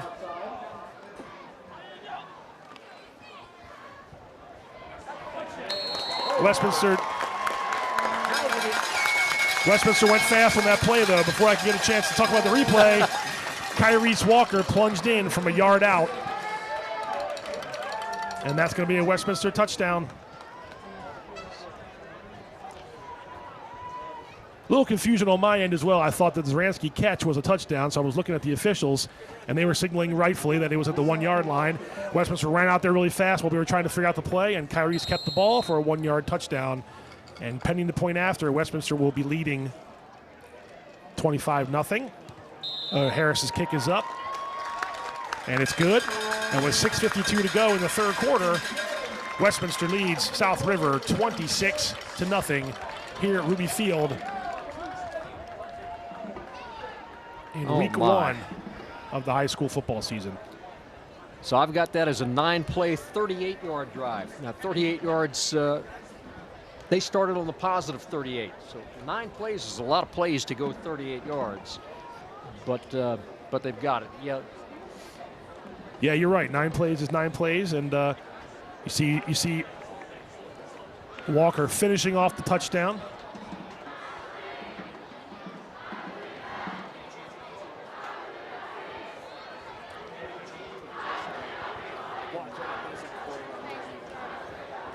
.6:52 left in the third quarter. Westminster leads 26-0. And the drive took, my count, 3 minutes and 33 seconds off the clock. Again, a nice drive that chews up some time, and again, results in points. Harris will kick off here to South River. And a nice run back for the Seahawks, one of their most positive plays of the game, but we have a flag on the play.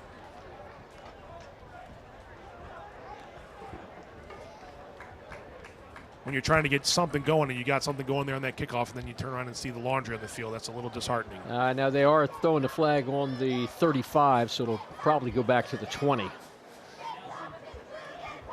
Oh, it's against Westminster. I didn't see what the actual call was, but it is against Westminster. So that's going to bring it out to the 50. Must have been a personal foul.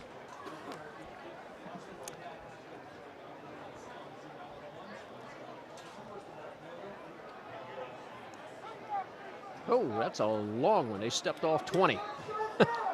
Wow. So They from had the 30. They put the flag on the field at the 35-yard line. It's been 20.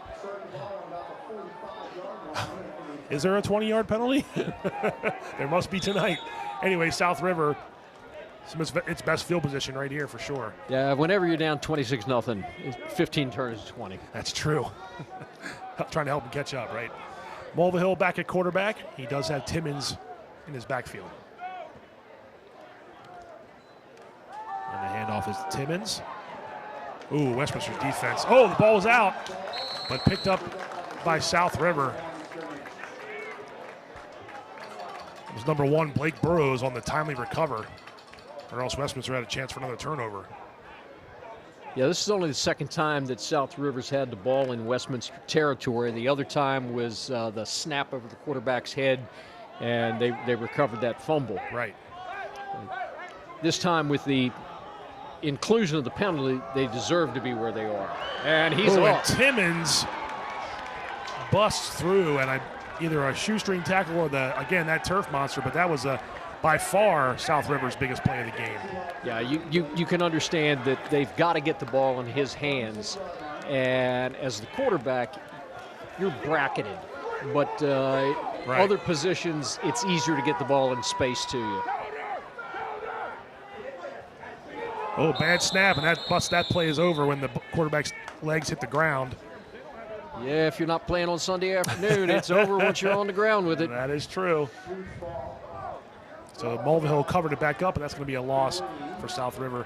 Yeah, John, you wonder if at halftime Coach X for South River decided, like you just said, let's get Timmons out of the quarterback position and trying to get his hands on the ball in space more than having him. Not that he can't throw it, but just that make him make plays. Mulvihill throws. Short gain for the Seahawks. And South River, or Westminster, pardon me, their defense is starting to kind of figure things out here in the second half. All right, so we've got third and call it 9 from about the 29. Yes, sir.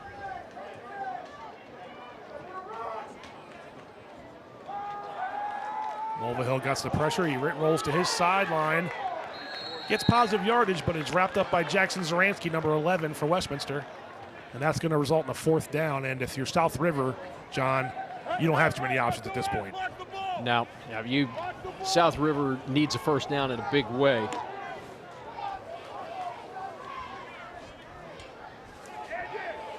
So the play comes in from the sideline. Coach Ertzlaben. You need to find number 2. For at least a 1st down. He did get positive yardage on that play, so 4th and 3 now as we creep near 4 minutes to go in the 3rd quarter.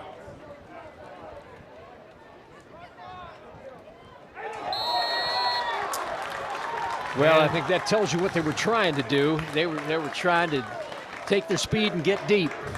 They gave it away with a false start. So false start on South River pushes them back as the clock is at 4 minutes exactly. It'll be from a 4th and 3 to probably about a 4th and 8. And if they were doing that on 4th and 3, we'll see what they're doing on 4th and 8. Now they got the trips left, one receiver right. Mulvihill tries for the near sideline, and that ball was incomplete. Trying for Miles Evans. And number 23, John Manley, with a nice play on defense to help break that one up, and that is a turnover on downs for the Owls. And it's the first time we've seen a turnover on downs. We've seen punts, we've seen interceptions, but turn it over on downs, by far the best offensive production that we've seen out of South River. Of course, you had the safety earlier in the 1st quarter, but yes. And again, being a longtime fan of high school football, that particular defense, past years would have been pass interference. They're letting them play. Which is good. I think that's a good thing. Grooms on the carry.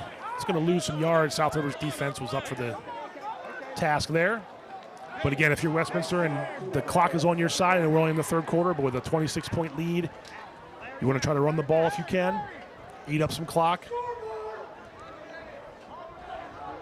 And that's what Westminster will be trying to do here.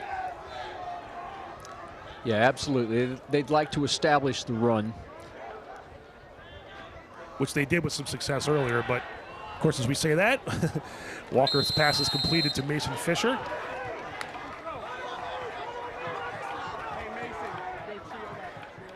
Xavier Timmons on the tackle. Good to see him back in the game. He was out for a little bit earlier with that injury.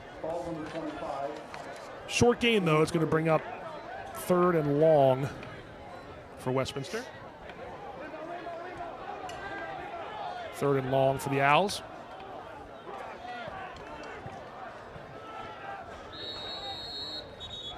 I believe we got a penalty. I thought maybe it was a timeout. But I believe it's a false start on Westminster.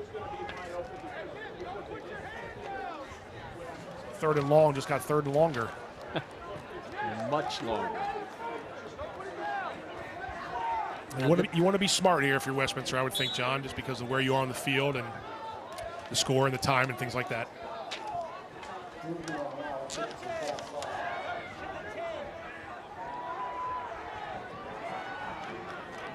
Third and 14 for the Owls.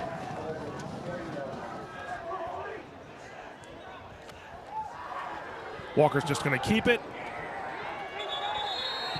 And South River, not fooled. Number 22, Xavier Timmons again. So he's fine now. If he was a little dinged up earlier, he's fine now. 4th down for the Owls. And Westminster lining up the punt. Also a familiar thing in high school to see the quarterback just stay out there and be the punter. South Carroll did that last year with their quarterback, Ryan Bernard. Really good season for him. Like I mentioned earlier, he led the Cavaliers to the 2A 1A final. He graduated. And South Carroll will have a new, much like Westminster, will have a new signal caller for the most part. Snap back. Kyrese Walker gets off a pretty good line drive punt. South River has a solid return, though, into Owls territory. And that's where they'll take over at about the 35-yard line. So 1:22 left to go in the third quarter. And by far their best field position. Yes. Got a player down for the Seahawks. I was wondering, John, this warm still here in early September, first week. I haven't seen it much, but I'm wondering if the cramping is a thing that you might see here in the late stages of this game. Not saying that's what happened. I mean, I'm just watching what they're doing to his foot and his ankle. But when you do have that hot August into September, sometimes the cramping can become a thing here early in the season. Hopefully he's okay. Gotta hydrate.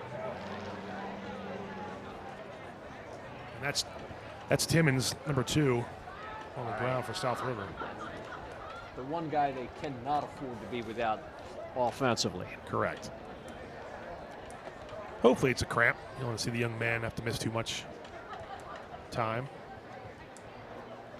While we're waiting, I mentioned the South Carroll Westminster game, John.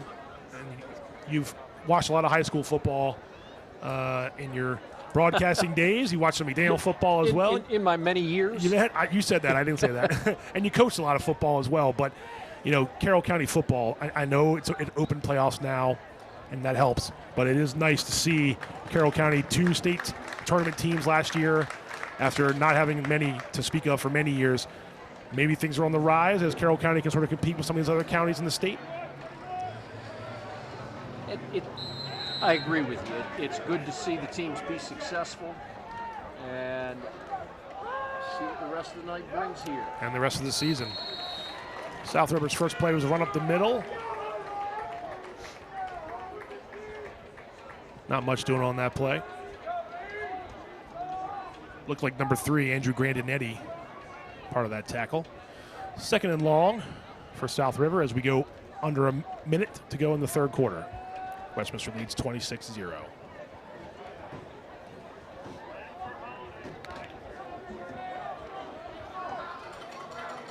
South River looking for anything positive on offense here as this third quarter comes to an end. Mulvihill takes it himself and does not get very far. And we're down to a half-minute left to play in the third quarter. That was big 77 Jacob Gibson, senior, listed at 6 foot 285. Now, big 77 is Cal Bloom sitting on the sideline. And anybody that's been around Westminster knows that Cal Bloom in his barbershop for years would cut the hair of the football players first week for the first game. That's right. And the coaching staff bringing him here tonight, giving him a jersey, sitting on the sideline. He's got a boot on, though, too. Mulvihill has some pressure, and the pass was up for grabs, and it falls into the hands of Clayton Dorsey for Westminster. Another turnover. Mulvihill faced the pressure, kind of tossed it up in the air, and Dorsey found the ball, and that's a takeaway for Westminster. The third quarter's come to an end. Let's take a look at that play. You'll see the pressure. Go ahead, John. Yeah, the ball goes over the just a little out of his reach. Quarterback just did not field it cleanly. Grandinetti forced the pressure, and Dorsey just comes up, and that's clean picking right there. The blocker ran by the first man. Don't go for the second man. Hit the first man. That's right. It could have been a little more of a yard gainage there, but regardless, it's a turnover, and Westminster, when we start the fourth quarter, will be at the 28-yard line, 29-yard line of their own. But again, a turnover, a timely turnover for Westminster, and they will start with the ball as we start the fourth quarter, and they have a 26-0 lead over South River.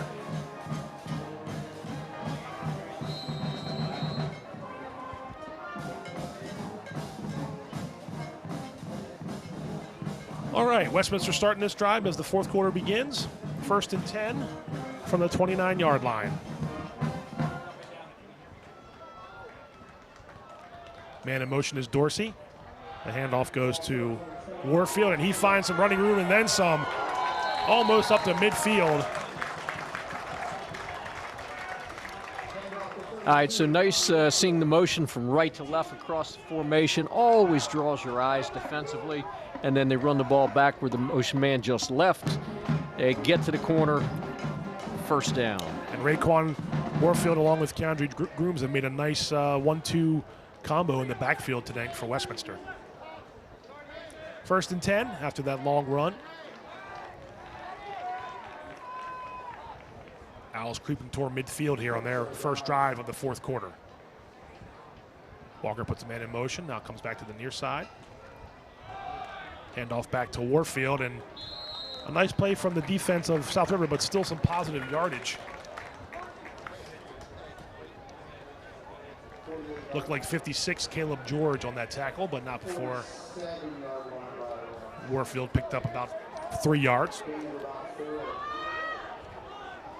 2nd down.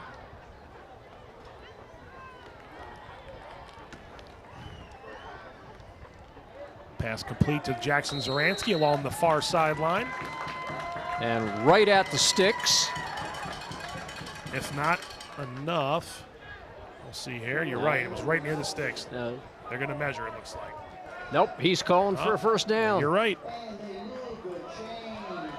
So right near the sticks means right past the sticks. And Jackson Zaransky. If the people listening, if you don't watch the officials, you're always a count late in finding out what's going on. If you watch that linesman and he signals with his waving a hand, he's calling the sticks to be moved, and you know it's the first down. And you're going to see that probably before you see the referee signal it. It's a good point. And what we have here is a penalty. So Westminster hasn't been clean tonight, but obviously the score indicates that they're in control. There's always something to work on. The coach and you would agree. You know, with a 26-0 lead, you're going to go home pleased with the score. But Westminster certainly has some things to work on. Absolutely. Mason Fisher in motion. Walker's over the middle. That pass is caught. Another catch from Jackson Zaransky, number 11. He's a 6'2", 210-pound senior, so he's got some build. He gives Kyrese Walker a big body to throw to. So in the second half, Westminster's 5 for 5 throwing the ball. They were 12 for 5 throwing in the first half, so 17 for 20. It's a nice night. 85%. Thank you. I'm not a math major. I needed that. Second and about 6. On the South River side of the field, Walker's going to keep it himself and really get a good surge, and that's going to be a first down again. So Westminster's starting to oppose a little bit of will here, John, in this second half on South River's tired defense. Tired defense, and that last interception, you felt some momentum coming South River's way. The interception took it out, and there's some young men that would just as soon be back in Anne Arundel County right now. I think you're right about that. If they can get out of here healthy is obviously the key for Coach X. But a first down for the Owls. Still 9 minutes to go here in the fourth quarter. Walker puts Warfield on his one side.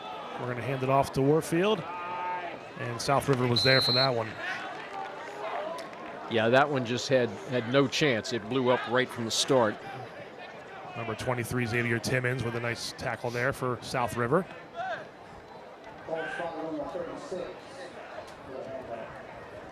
Timmons and Devin Lang making plays on South River's defense tonight. Just not enough collectively to keep Westminster's offense in check. Second and long. Again, Walker in the shotgun. Goes back to pass and finds Clayton Dorsey along this near sideline. It's a nice catch. Yeah, it was. And nice job being able to put some brakes on, stay in bounds, and get a yard or two after the catch. Yeah, it's not a natural motion to have to go away from your body like that and then quick cut up field. So good on Clayton there for making that catch and run. Makes it a third manageable.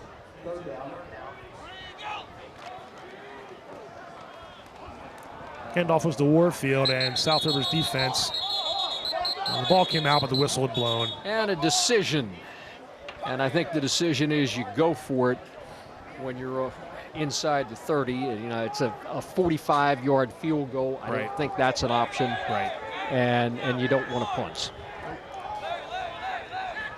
It's that gray area, the gray zone of the field. Not quite the red zone yet, but again, with these options and what Westminster's done tonight, expect a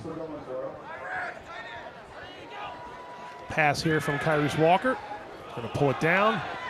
Nothing was there. He did the smart thing. He just kept it and carried it and hoped for the best. And it wasn't a first down, but again, no turnover there. Turnover on downs, but nothing crazy happened on the other side of the field. I'll even give him more credit than that. That was one of his best plays of the night.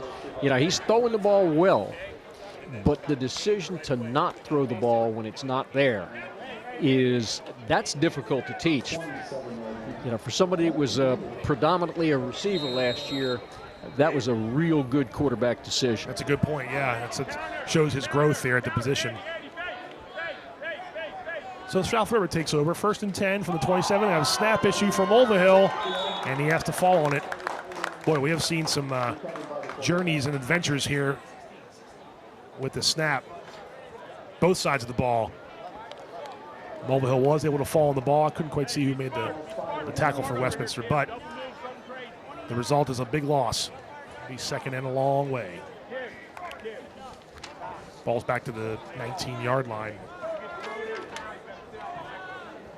They're calling it 2nd and 18. Another bad snap, but Mulvihill got it. Oh, my. And he is met in the backfield.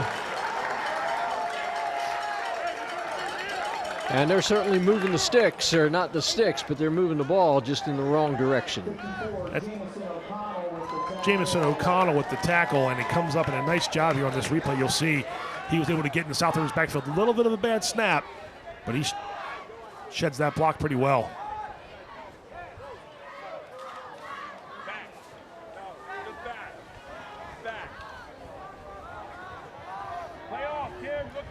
So this 3rd and very long. Call this 3rd and 24. And that's just a handoff play for South River to try to get a little bit of something. But again, not much going on. Not much going right for South River's offense. That was a handoff to Timmons, and he didn't go much of anywhere. But it is good to see Timmons back on the field healthy. Correct. Yeah, he had the foot issue there earlier, but he's back. And Westminster's defense is trying to put the stamp on this thing as we go under 6 minutes to play at Ruby Field. Westminster 26, South River 0. Another punt for the Seahawks. And again, at midfield, we have Clayton Dorsey, number 9, and Mason Fisher, number 10, set back to receive.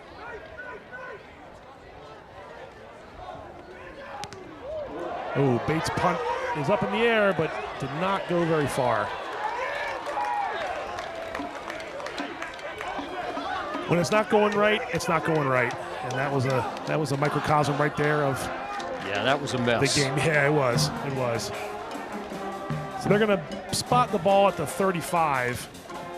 I felt like it went a little. I didn't think it even went that far, but they're going to give it to him at the 35. And Westminster can ice this thing right here with 5:19 to go, up 26-0.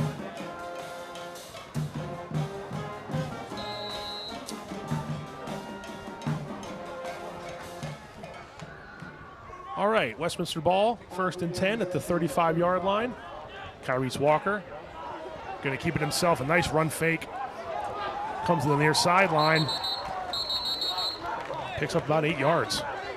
Nice design play there. I think they're going to try to see what they can open the playbook up a little bit and see what Kyrese can do, because obviously this is week 1 of 9. You got a long way to go. You don't want to make him put him in harm's way, but you certainly want to see what he can do, because like John said a minute ago, this is a receiver turned QB, and tonight he's passed the test.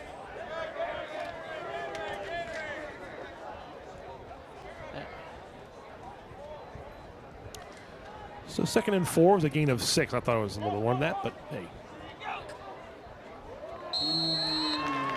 You got a flag. The official wanted to not throw it. He just, but I've got to. He did. I think he broke the line of scrimmage. In neutral zone infraction there. You got to call it. That's offside. It's going to move it up 5 yards for the Owls. Go find Connor Anderson and Cam telling you to go. Connor Anderson's going in over. Well, that was a first down. That was a 2nd and 4 play turned into a first down because of the penalty. 1st and 10 from the 29. Walker back to pass. Oh, tried to elude the rush, and he put the ball on the ground, and that's a turnover. 56 for South River with the recovery.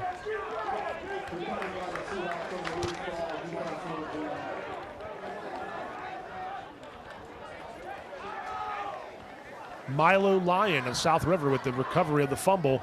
And on that play, John, I just echoed Kyrese's praises on that one. I know it was a tough play. You got a big guy coming at you, but got to keep your hand on the ball if you can help it. So the ball goes back to South River, 1st and 10. Just under 5 minutes to go. Ball spotted at the 35.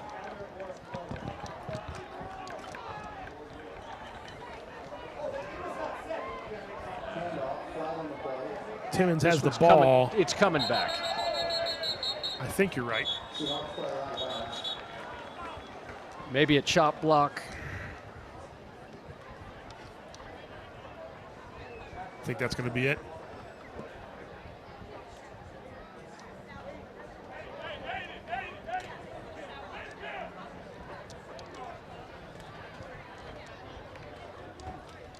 Jackson Zaransky for the Owls coming off with a little bit of a limp. It might be a cramp situation, but anyway, the officials are going to sort it out. Illegal shift. Illegal shift, okay. So they weren't quite set, basically, is what that means, right, John? Yep. Got to be set on the line of scrimmage when the ball is snapped and have a proper number of guys on the line. So a 5-yard penalty. 1st and 15 now from the 31, it looks like. They often let motion men move towards the line of scrimmage ever so slightly without a call. Hand off to Timmons. Mulvihill tried to sell the fake. Timmons may have got most of the yards back on the penalty. running to the 34. So second and long now for South River as we are under 4.5 to go here at Ruby Field. The Owls hit the road next week, John, to face a tough customer. The Linganore Lancers of Frederick County, who were in a state championship game last year. Westminster Linganore. And probably the year before that, and the year before that, and the year before that. That's right. They are perennial state contenders. Back to that in a second. Second and long. Mulvihill going to try for a long pass. Incomplete.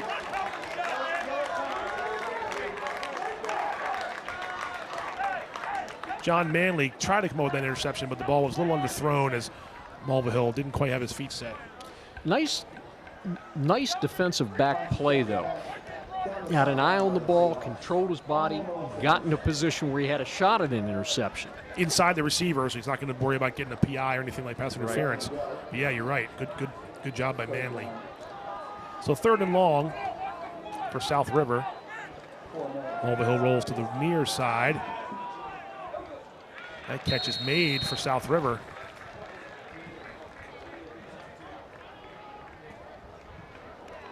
It's number 8, L.J. Corson on the catch. And I believe that was enough for a first down. It is. So South River still trying to play. Still trying to move the chains and get some points on the board to avoid a shutout. Yeah, first downs have been few and far between. Yep. This is 2 this half and 1 the first half. First and 10 from the 46. Mulvihill pass out of the backfield incomplete. Bring up second and 10. So yeah, John, week 2 is in Newmarket against Linganore. Week 3, I believe, is here against, we know it's here against South Carroll, a state finalist. And then week 4 is against Dundalk, who was also a state finalist last year. So Coach Chris Basler's first 4 weeks, 3 state finalists, and hence his motto and his preaching to his guys, we have got to start fast. So far, so good in week 1. Doesn't get easier in weeks 2, 3, or 4. Now, how does that compare to their opponents last year?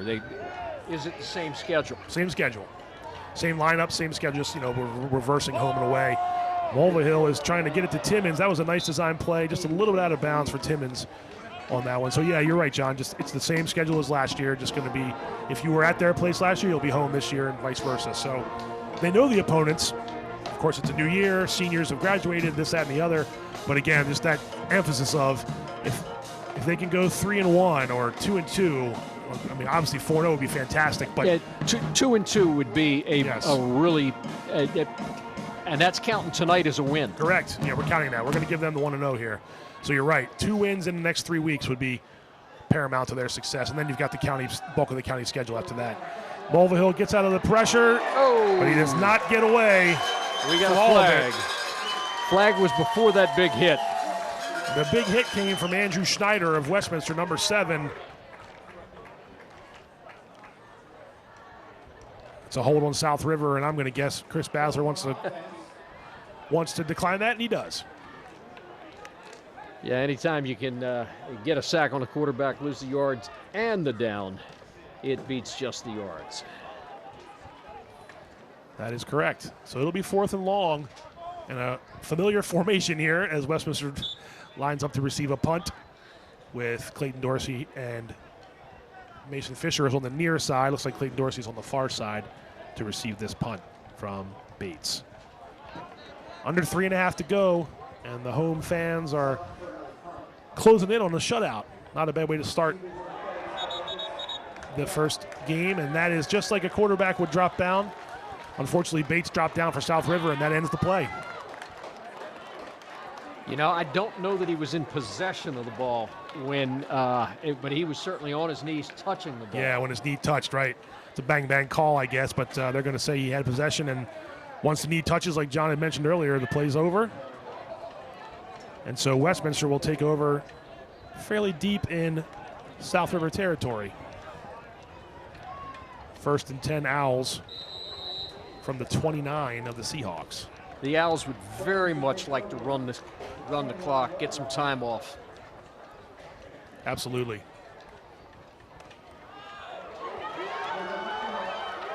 And that certainly helps. That's Warfield with a big run and a big first down for Westminster, and it's been the Warfield and Grooms show here from the backfield. Let's take a look at that run, John. Nice cutback.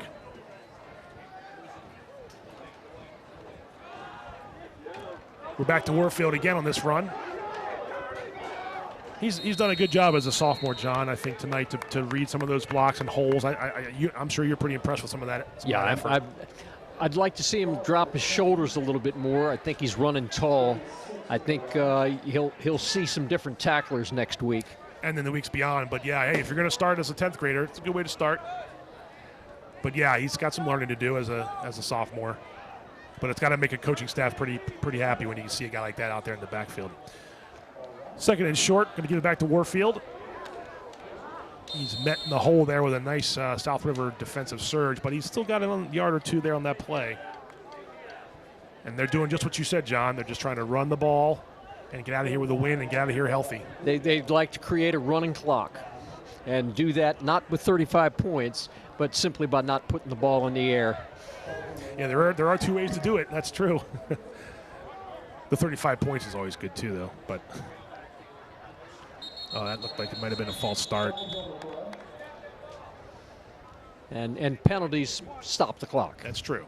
And there have been a good bit of them. But again, I look at it with a discerning eye and say it's week one, and you're going to definitely go right back to the drawing board and try to figure stuff out. But when you're winning 26-0, like you mentioned earlier, John, it's a little easier to take those penalties and those false starts than when you're down 26-0. Indeed it is. So third and we'll call it about 8. Oh, another bad snap. And a well-coached football team. Okay? What I'm saying there is that snap is there. Don't try to pick it up and be the hero. You don't need a hero with a 26-0 lead. No, you don't. What you need is to cover the ball. And again, you mentioned how you liked Kyrese, what he was doing in the backfield. That was your sophomore back there being smart to jump on the ball. As we're into the final minute and 15 seconds, John, of Westminster's going to wrap this up and win the ball game to go to 1-0. You mentioned, it doesn't get easier from here on out. Safe to say that bus ride next week will be one of importance as they head to Linganore for a tough customer in the Lancers. Yeah, if Westminster can be competitive with Linganore, and it's been a while since they have been competitive. Yes, that's right. And they need to do that. Yeah, it was a lopsided loss last year in week 2. Yeah, we got to delay a game would be my guess. It looks like it might be. But again, that's not the worst penalty in the world there. As we're under a minute to go.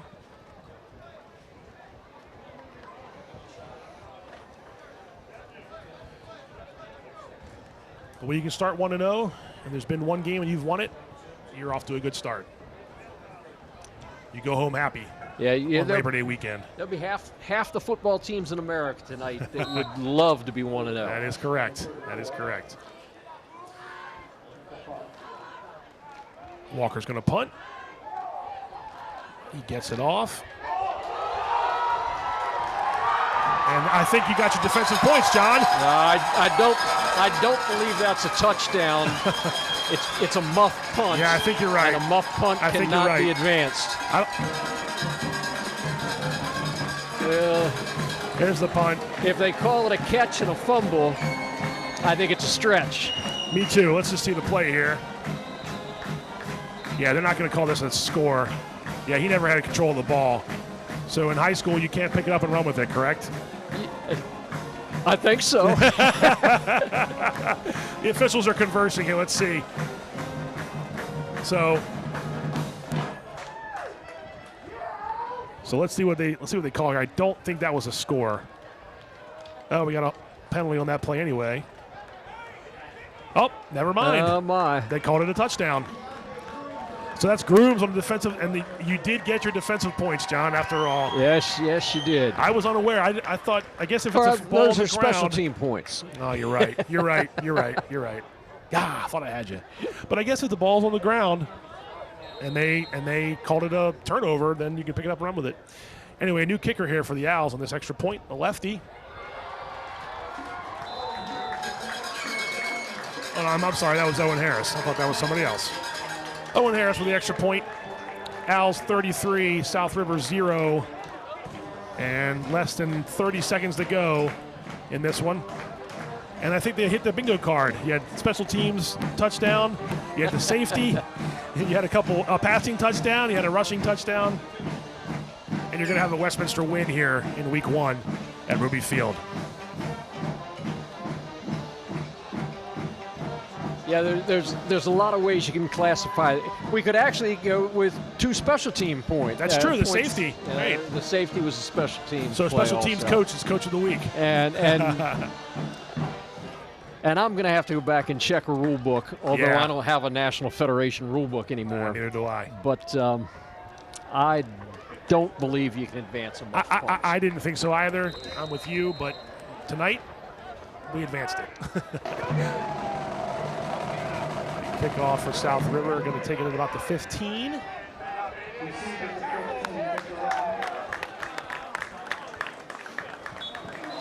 It's actually a great word, a muffed punt. It sure is. Okay. It sure is.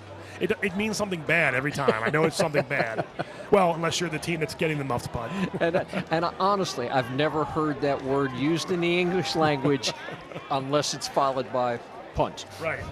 Earmuffs? I don't know, maybe. But yes, muffed punt indeed. My ears are muffed? Yes, they are. Is that what you're going to tell me? Okay. I don't know. Is that a thing? 1st and 10, South River from the 29. Mulvihill's trying for Timmons. Oh, Chris Basler almost had the catch on that one. Incomplete pass. Brings up 2nd and 10 with 15 seconds to go here, John, in the first game of the first season. Had a lot better feeling tonight than they ended the game 1 last year. Absolutely. Totally agree. I mean, I talked to Chris Basler about it last year and this year, and it's one that got away from them. They missed an extra point. They had 2 tries at it late in the game, and they missed it. Unfortunately, came in with a loss. As a pass incomplete to Timmons. So, yeah, now they come home. They host South River. It was weird last year with the scheduling. They had to go play the game in Serena Park, a whole ordeal. But they came away with a loss, which led to 3 more losses. Again, we talked about this already. It was 4 straight losses, but it was a forfeit win for them later in the season. So this is not going to have to worry about any coulda, woulda, shouldas in this one as you're leading 33-0 with 10 seconds to go here as we... Now, I'm going to be unfair. What was the score in the Linganore game a year ago? It was 42-7, I believe. Okay, a whole lot to not too many. Yes, it was a lot to a little. Almost intercepted in midfield by Westminster on 3rd and 10. It's going to bring up 4th and 10. So, yeah, like you mentioned a second ago, competitive. Even if they don't come up with a win, competitive next week will go a long way, I would think, toward Westminster feeling good about themselves. I agree with you completely. And, obviously, a huge point differential tonight. Right. Westminster has been the beneficiary of some less than stellar play. Indeed, and they capitalized on it. 4th and 10, last chance here. Ball thrown Timmons' way. It's incomplete, and that was the last play of the game. So your final score, Westminster 33, South River 0. The Owls will start the season at 1-1. 1-0, not 1-1. 1-0 for Westminster, 0-1 for South River as the teams shake hands. John, I appreciate you sitting in with me tonight, and this has been a real treat. I appreciate your expertise. Hope maybe we'll see you again down the road in this season, but I do appreciate just a couple final thoughts here as we get ready for the post game. The thing that probably is most impressive to me by my stat count is Westminster went 18 for 21 passing the ball. Really crisp. And that's just, I don't care what day of the week you play, 18 for 21 is an outstanding day. At the high school level, it's special. And a special start for Westminster. Like I said, 33-0 over South River. They go to 1-0. John Seaman, I appreciate your time. Oh, my pleasure. Thank you, sir. Hopefully see you again later this year. Sorry. And stay tuned for CM Sportsnet's post-game interview with some of the stars of the game. We'll be right back.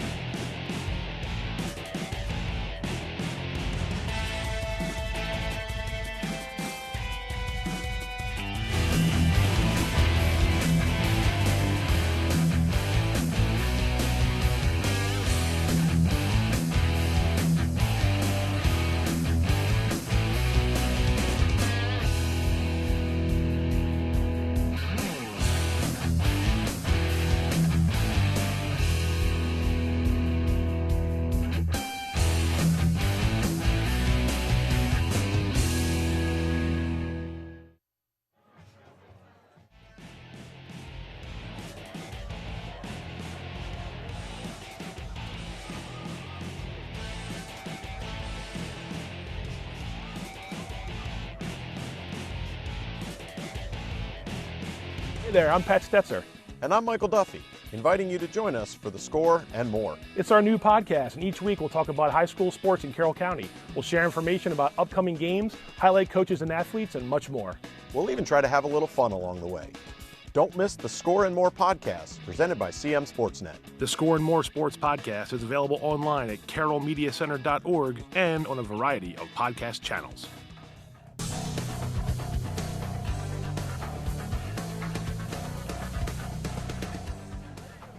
As soon as he gives me like the, I'm looking. Let me tackle this thing. Could have been more.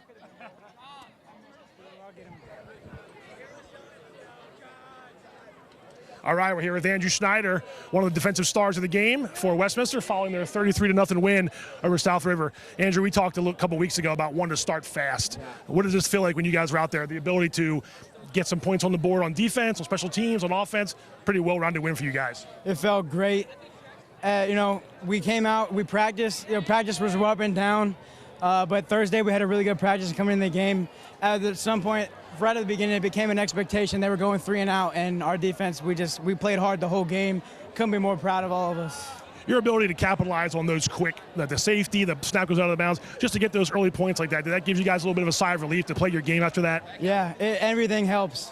When we can get points without, they're giving us points, we got to capitalize, and that always makes it a lot easier. So those were great. This was a loss last year. I know you guys had a forfeit win out of it, but the ability to start 1-0, and you got Linganore coming up, you got South Carroll coming up, you got Dundalk coming up. To get in the win in week 1, how big is that for you guys? Yeah, I mean, this is huge. This is just a start. We got Linganore next week, and we're going to practice our butts off. We got to get a win next week, too. All right, man. Good luck next week. Congrats tonight. Thank you so much. All right. Westminster 33, South River 0, CM Sportsnet Game of the Week.